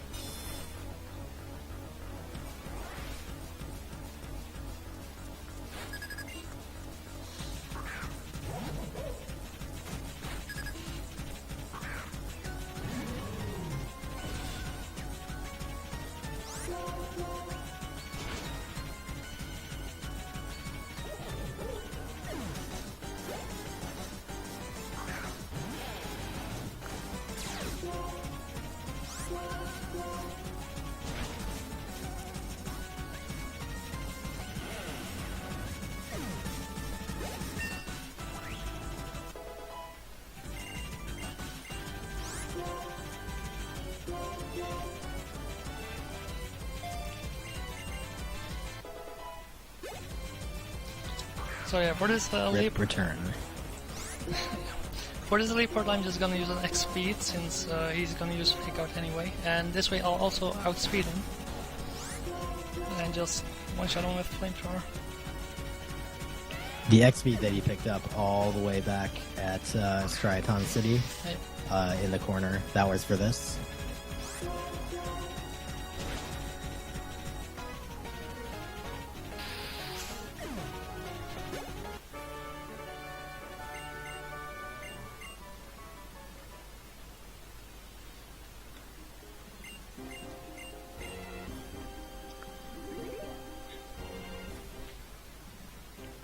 So yeah, only having taken damage from the fake out and nothing else in that fight, he doesn't have to heal again. So he can just equip the charcoal and be on his way. And I don't need the lucky egg anymore, so just equipping charcoal and that's about it. Again, if you watched the White 2 run earlier, you see the similarities where he's using charcoal at the end, just the same as in White 2.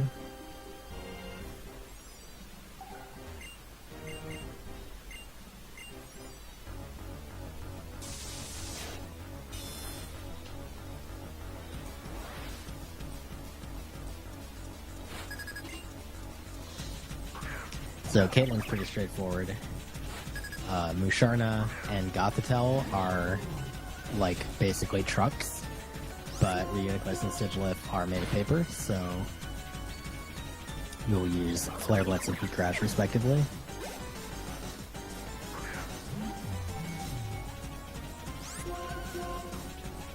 Yeah, so I'm just gonna Flare Blitz the remaining Pokemon, and it should put me at about 60 health.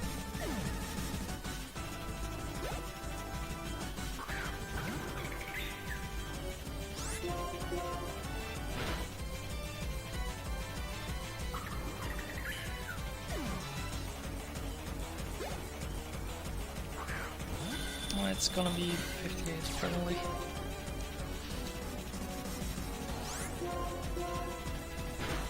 I think that should be good. I forget the exact numbers at this point. Yeah, I think it was supposed to be somewhere between 55 and 60.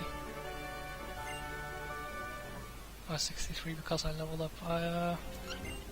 That should be fine, I guess.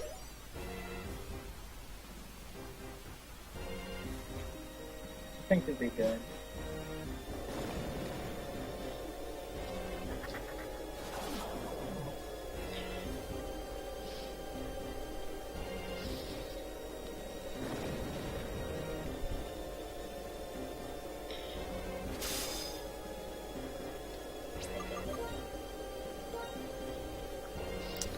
What he's doing right now, like doing damage to yourself, and so we're using that in Blaze range, Blaze on ourselves, so that we Chandelure with Flare Blitz. And yeah, I was just checking the numbers, and yeah, you're fine at the current number. Okay. So about that story I was talking about earlier, I was on a 325 pace for one of my last runs that I have been streaming. And using flamethrower on this Cofagrigus should always one-shot him. That's according to Polygen's data. And for some reason, my flamethrower didn't manage to kill it, and it completely ruined my run. Yeah, I have no actual idea how that would have happened. And here comes the new strat using Flare Blitz, and I didn't get the Curse Body. Excellent. That means you can Flare Blitz the Chandelure and die. Yep. Unless something silly happens here as well. But it didn't. Yeah, we used to have a lot more consistent strats for this. Yep. Anything else that Jinko has, but this is faster because we don't have to keep all those anymore. Yeah, and we also wasted an extra turn for this fight by using an X attack. Also has a super shown tall where he uses brick break on Chandelier. I'll know how well that works. Let me tell you, using Brick Break on Chandelier has a 100% chance of giving you a world record.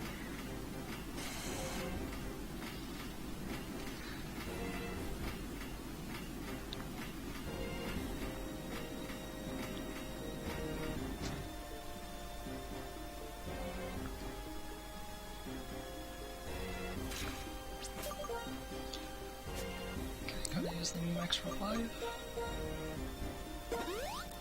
And actually teach bulldoze.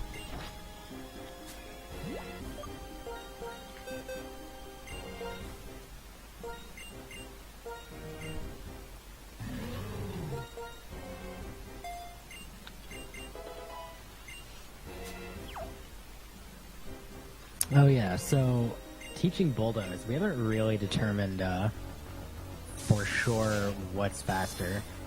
So the thing that he's going to use it on is sock. The sock has sturdy on this fight, and using bulldoze allows us to soften it up without pushing it into potion range, and then finish it off with something else. Obviously, we don't have any multi-hit moves. Now, if you don't teach bulldoze, you can use flamethrower, and you can just spam flamethrower and hope for a burn.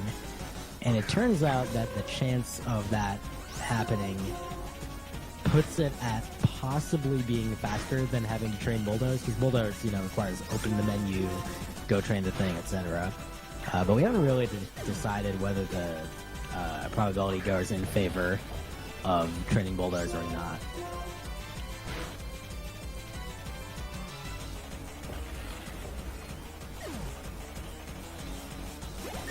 Yeah, and I mean this way it's pretty consistent, so even if it were a bit slower, it's still probably the better option.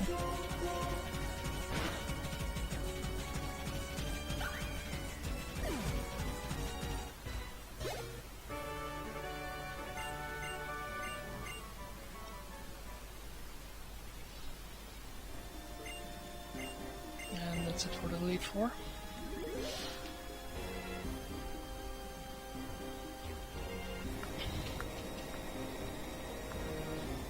Oh, but don't worry. We have more cutscenes. Oh yeah, definitely.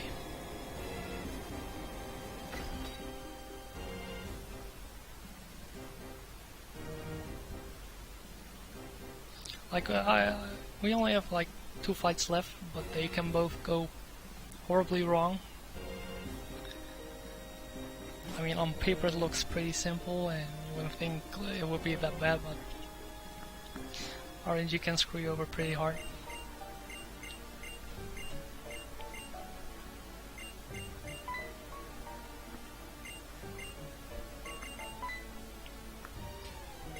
You're gonna laugh, your Reshiram is gonna turn out to have like 0 special attack IV. Oh god.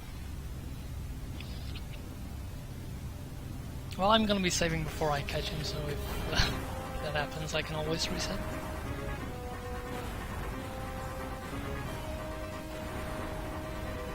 But it all depends on how if I can kill that Caracosta with my M4.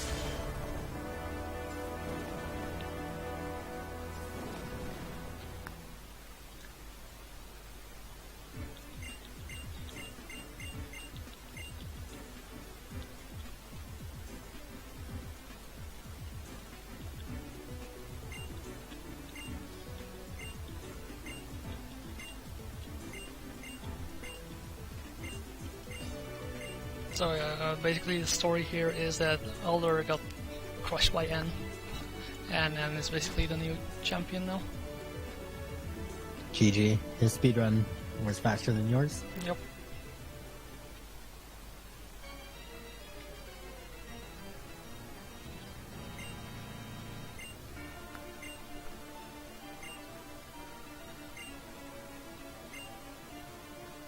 I hope you enjoy this track that you got to hear for about 10 seconds.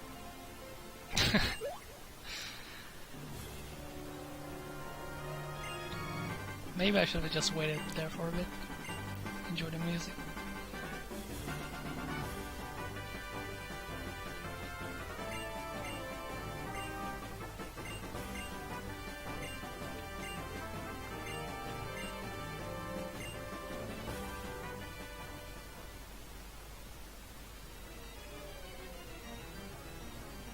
So yeah, the story's coming to an end. All the gym leaders are here to face off against the 7 sages, which is actually pretty cool. Some of them are pretty badass and have some cool lines to say. Yeah.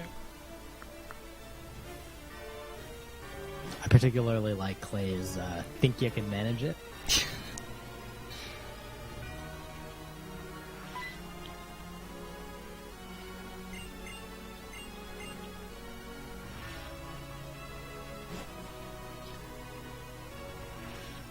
And while they're holding off the sages, I'm just casually walking towards the, I guess you could call it the throne room.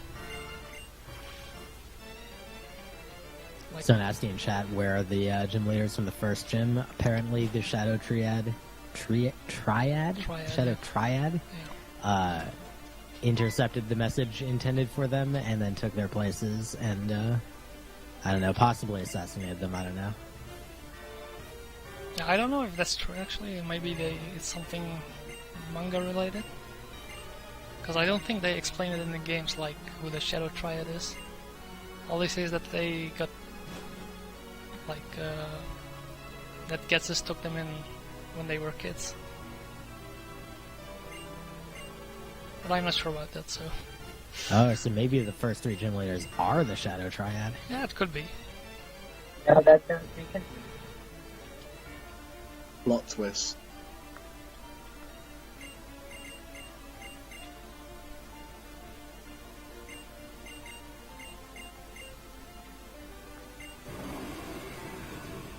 Yeah, the Shadow Triad is back in Black and White too.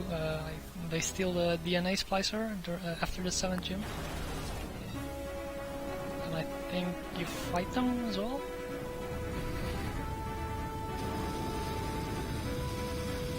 You do fight them, yes. I'm being told in chat that there's a flashback with Memory Link that shows the Shadow Triad beating the gym leaders up. Okay. Dan's game. I guess there's some sort of cutscene going on here with Zekrom showing up and then Reshiram is gonna pop out of the thing. Yep.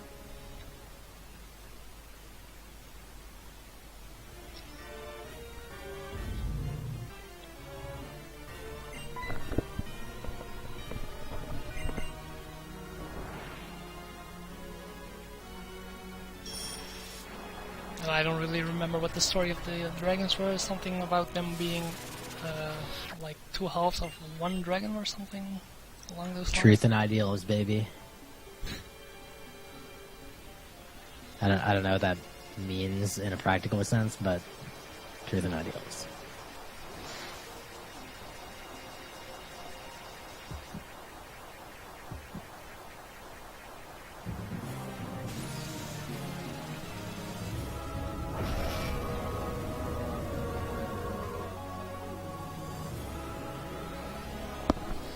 So yeah, they actually basically force you to catch Reshiram here. At least I think that was the case. Because if you like defeat it in battle, it will just stay there and you have to refight it. And the only way to avoid that is, I think, by having a full team and like all your PC boxes full.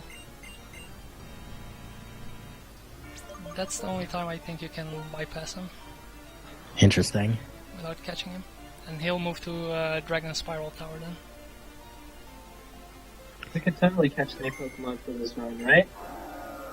Yeah, of course.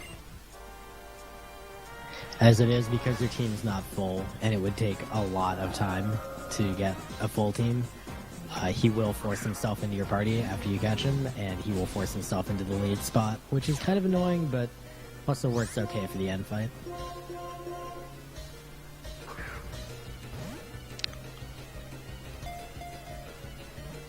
Also, I think this is the first time that they shiny locked a legendary, where it can't be a shiny at all. Interesting. I don't know if another game did it before this.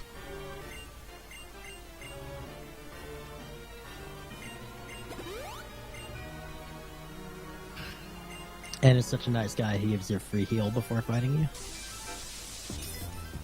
Yeah, just to make it a fair fight.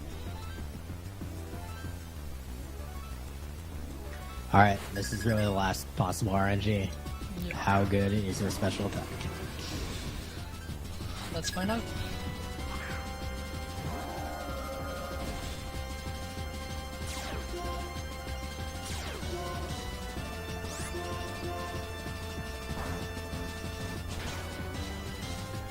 Oh, okay, I got a paralyze, so it's a plus. Nice, Ooh. got a 2-shot. Nice. That first one was really, really rough. Yeah. So this is pretty much exactly what you want. You want Reshiram to take a little bit of damage, but take out the Zekrom in 2 hits. And then you want him to damage Caracosta just a little bit, and then Caracosta finishes you off. And now you're perfect. You can finish Caracosta with Brick Break from Embor, and then you can set up some X items on Klinklang, and then be on your way. Yeah, Caracosta has face, so it's very necessary for the to damage Caracosta first. So you can still get through, but you have to. And I just brick break everything at this point. So yeah, this fight is basically over, and all that's left is Getsis. And I'm gonna play it a bit safe by actually switching in Pensage first, because Oh, please. I You mean, don't if need to do that. okay, I will just switch to Embor immediately. But during Peer my past pressure, yeah. practice runs, he hasn't been playing nice, and his Kofagrigus has always critted me with Psychic and basically destroyed me. He won't hurt you this time, don't worry about it. See, if you're afraid of it happening, it's gonna happen. We'll see. Well, I wasn't afraid of that happening during my practice run, so maybe it won't happen. The most common thing to have happen with Kofagrigus, wow, I can't pronounce things, Yeah, the name. is that you switch in your Embor immediately, and then he does... Well, you switch into anything immediately, because you don't need Reshiram for that fight. In fact, you don't want him, it's a waste. So you switch in whatever, and he immediately uses Toxic. So you generally, like, you're going to get Toxic on Embor anyway, so you might as well just switch him in first. Sometimes he'll start with a Psychic, which is annoying. Or I think he has Shadow Ball too, I forget. But in either case, it doesn't deal all that much damage, so it shouldn't be that big a deal. But if he crits, it's a little annoying, yeah. Yeah, the best thing you can do during the switch-in is Protect, and it's pretty uncommon. I would say even rare.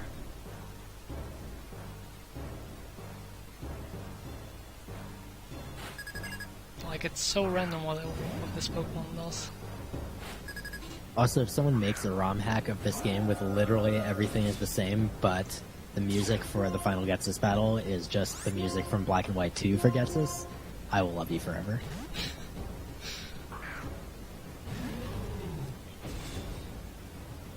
Okay. Oh, I avoided the Toxic, nice. Dang. Oh, now he uses it again, of course. He'll probably use Protect. Yep. So yeah, the one full restore that you get earlier for free from Bianca is literally just for this. You don't need any others at any other time.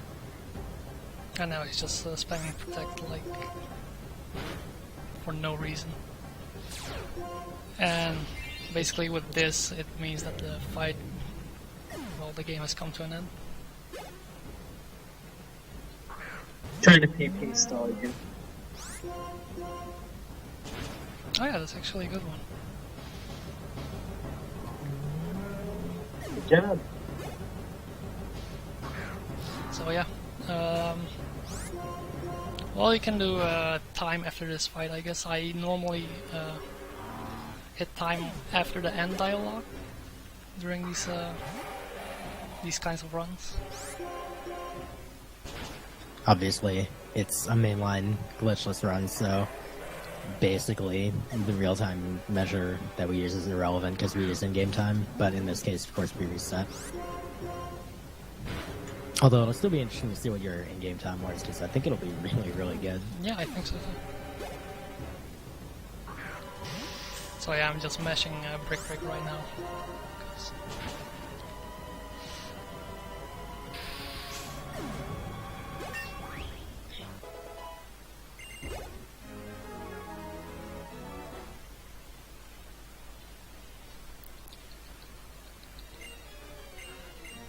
yeah, guys, GG. it's Pokemon Black. Good job, Ryo. Thank you very much. Thank you guys for helping me with the commentating. Like without you two, Absolutely. it wouldn't have even been half an entertaining run like it has been now. I'm kinda having trouble speaking properly now. I heard that Time we're music ahead can of speak for schedule. itself. Okay. So yeah, I'd love to watch the whole credits, which have amazing music. Yep. Yeah, go ahead, we've got time.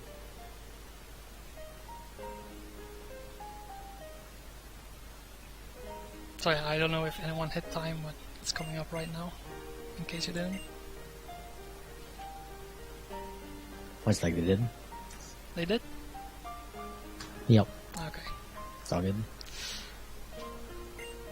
Yeah, at the time, do you want to know it?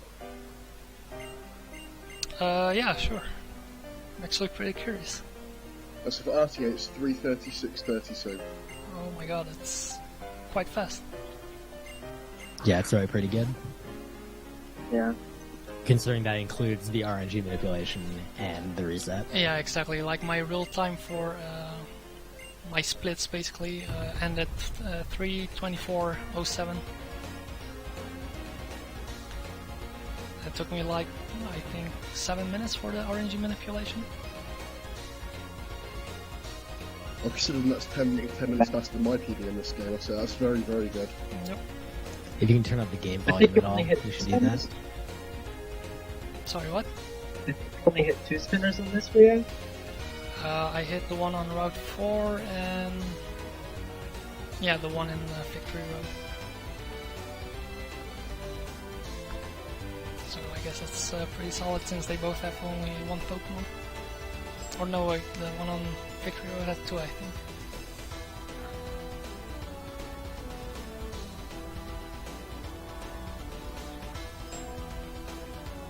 But yeah, my PB doesn't hit any spinners, so there's no time save from that, unfortunately. And I'm sorry to everyone in chat that I haven't been focusing on chat because I was pretty tired. I've been up for like almost 20 hours now. I just want to make sure that the run was going as smooth as possible. But thank you everyone for watching. It has been a real blast to be here. Like, it was pretty amazing.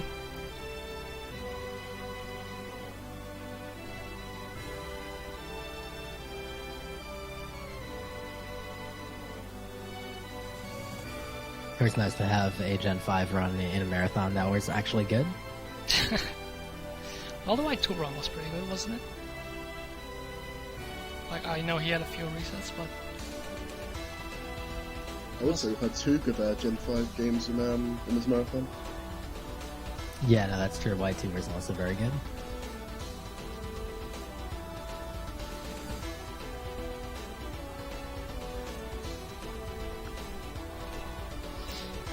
so yeah, I think up next was Pokemon Blue 151, right? Yeah, that's correct. Up next we've got Pokemon Blue 151 by Edicut, that will be coming up in 5 minutes. Thank you all for watching. That was Ryosotis. Is that how you say it? Yeah, that's correct. Perfect. That was Ryosotis of Pokemon Black. Give them a follow if you enjoyed that run. That was a great run. I really enjoyed that. If not for the music alone, that was a really solid time. Yeah. So congratulations. That was really well done. Thank you much for having me. Thank you for doing the run. And Yeah, we'll take a quick break while we set the next game up. Enjoy.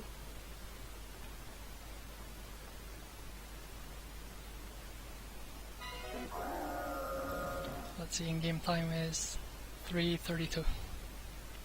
Dang, dude. It's even That's better, really good. better than my first PB. Yeah, that's really, really solid. Yep. Pretty happy to see that. I'm curious about my Reshiram nature and stuff. It must have been a minus nature special attack. It could have just been low, I think. It's bold, okay. 158 special attack.